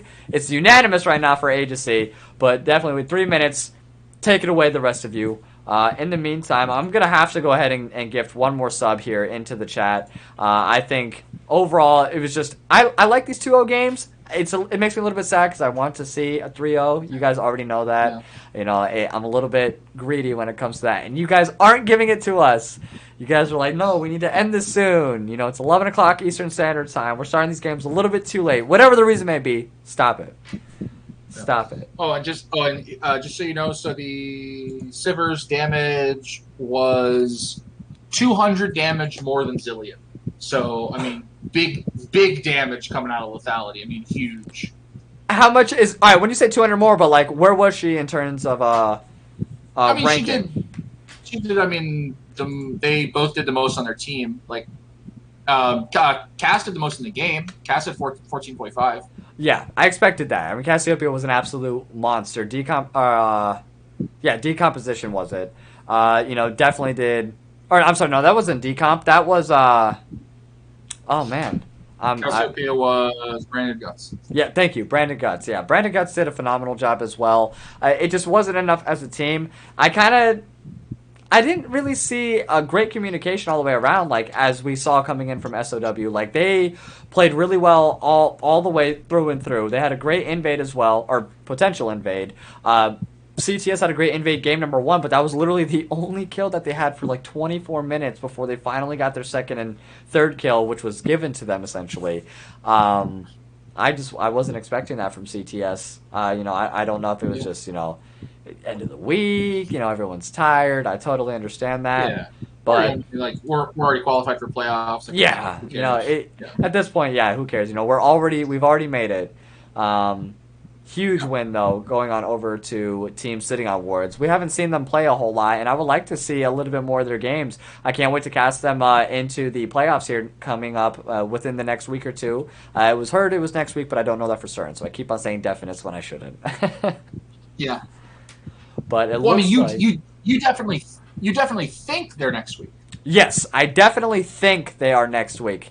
If I'm not mistaken, probably, sometimes they might have it for next week, but we don't know yet. Yeah. And it looks like the MVP vote is going to go on over to Agency, the support. I don't remember the last time that we had a support MVP vote. I know it wasn't too long ago. Because I haven't been casting, man. Yeah, you always give doubts to the supports. Yeah. Let me go ahead and tell them that I am pulling them just to give them a slight chance before we go ahead and pull them onto stage here. And everybody just wants to give MVP to the right clicker. That's all they want to do. Hey, what's wrong with being a right clicker? It's fine. Every team needs one, right? They're not important. They're not. They're important, but they're not valuable. And that's what it is. The most valuable player. That's not true. The most important player. And joining us tonight's MVP, and please tell me if I'm saying it wrong. Is it Agency? Yeah. Yeah, it is Agency. All right, thank God. It is Agency. All right, perfect, because that's how we've been saying it the entire time. Congratulations on winning tonight's MVP. You did an absolutely phenomenal job both games. The Morgana support coming in from game number 1, the Zillion support coming in from game number 2. Let's go ahead. I'm going to bring it from the ending, actually, and then we'll go ahead and break it down and then move towards the first 2 games. After the triple kill happening, or at least the 3 kills going into topside, who was really shouting for them to just go ahead and end it? They were you were just like, go, go. It really, we were hyper focused probably as much as they were on that top fight. Right. But Cheddar was like, I'm just pushing mid. I'm just. he honestly was just kind of like, screw my team at this point. He was just pushing it down the front door. It works though, you know what I mean? I mean, he did a phenomenal job, following up with you on the Sivir, setting it up very well for Varus in game number 1. I mean, you died 1 time, I think Soviet had mentioned, in both games. I mean, that's insane. Dying 1 time within like a 40-minute period, 2 different games. You definitely don't see that a lot. Has there been? And you were playing ballsy too. You were like, clearing wards in their face and stuff. Like dodging skill shots, which is or pretty even good taking some of the skill shots from Xerath. You didn't care. You were like 40% health. That's 40% too much. Yeah, he had that one solo, the solo kill at Raptors, which was pretty cool. No, that was really good. But so. What was the idea behind just in general, like that last play? Like it was literally just them taking it upon themselves. Are they not the shot caller, but if it's just like, all right, I'll follow you, do your heart's content. And Cheta just did. I mean, you guys have just great chemistry. Do you guys have a lot of history together, or is this just a relatively new team for all of you? We're relatively new. I think maybe 2 people on the team have played with each other before this, and I don't know. I think we've had amazing chemistry since day 1. I think Javi is a stellar the best captain that I know of in the league. I'm probably being completely biased, but I just think he's an amazing captain, does everything he does, great with jungle and tracking, communication around it. Cheta, me and him just play well together. I don't know. We've always had a good chemistry. And then Fridge and Decomp, we can trust them in their lanes, and that's really all there is to it. They have such diverse pools that they can play just about anything. Okay, no, understandable. And Fridge in the top, playing the Malphite as well, had some really good ultimates. Game number 1 coming out from the Fog of War. Was that something that you guys heard on here, or was that something that you guys had already planned for? Because you guys were literally everything Soviet was saying, not even like a minute and a half later, you guys were making it come to like fairy godmothers. You guys were just like, oh, Soviet said it? Don't worry, we got you, bud. We're gonna go ahead and make you look like the best analytical caster NA. And it, like, you guys have a really good communication, but like, I don't even know what to say to that. You guys were just making Soviet on point. I feel like he might have had like a little bug planted in your guys' ear or something. I was like a puppet. I was just, Do you feel undervalued as a team? Like, we haven't seen a lot of gameplay from you, so do you think, like, other teams underestimate you? You have definitely made the playoffs, if I'm not mistaken, and you've proven to be that. But do you feel, like, kind of underestimated as a team overall? Because you're not streamed as much. Or you're just not, as prevalent or talked about? I would say... I think the teams this isn't obviously our first round playing these guys, and they are very familiar with how we play, and just we for a long time were just shutting all the games down early on. So we had a huge lead coming straight out of the gates when we started this split. I don't think we're being underestimated. I think the teams are doing a really good job trying to counter us in our play style. I think if anything, I think everyone's still trying to figure us out. I don't think it's a lack of visibility. I think it's they haven't figured out how to beat us yet. So, all right. Are you undefeated? What was that? Are you undefeated? No. We've dropped 2 games total. And I know on the other side of the split, the one other team that's doing games, 2 games total. You haven't lost a series yet. We haven't lost a single series. Oh my God! Who are you looking forward to playing most in the other division? Green. They're the only other team. They're the other. I knew you were gonna say that. I knew you were gonna say that. I was like, everyone is so weird. Focused on it's so weird. Last split too. Everybody it's whatever team Chobi's on, man. Yeah. It's just like, and I keep saying it's jungle diff every game, and people just don't believe me. Well, but every team Chobi's on is the team. I mean, the Skarner pick was definitely interesting. Now, all right, the Nautilus top pick, were you guys just kind of messing around? You're like, all right, we're already up 1 game. Go ahead and pick Nautilus top. Or is that like something that you've actively, seriously played with and considered around? Because Fridge had some seriously good damage going up into against Ornn. And that was surprising to me because I've never seen Nautilus play top lane a whole lot. So was it just like, all right, we trust your Fridge. We've played together at least long enough. But you guys had a very, very good comp all the way around. But just... having Nautilus topside, that did throw me off a little bit. I was trying to guess it during the drafting phase, and I had no idea. Well, the idea behind it was, one, Fridge I think he said it before, he can play just about anything against Nautilus. So he's very comfortable on the champion. We've done it maybe twice during the entire split. So he's extremely, like I said, he's got an insanely diverse pool, and we are looking at it like this is going to be a great for a pick on Cass or Varus, so this is going to be perfect. It's going to go good into Ornn. It just worked out really well. He loves that champion, and they kept banning his Trundle because they didn't want to see it. So, okay. I mean, and it's like a very good flex, right? I mean, like he's a very safe support too. Yeah, very true. Utilization. Getting rid of Shen also I think was a really good move. I mean, you guys definitely targeted, or they targeted your guys' top laner a lot, but they left all these open picks available for, you, especially in the bot lane. You can flex between the Morgana, the Zillion, and I'm sure plenty of others. Keeping Tristana in the mid lane. Immortal Shield Bow was a little bit also, I guess, iffy as well, versus like Kraken Slayer.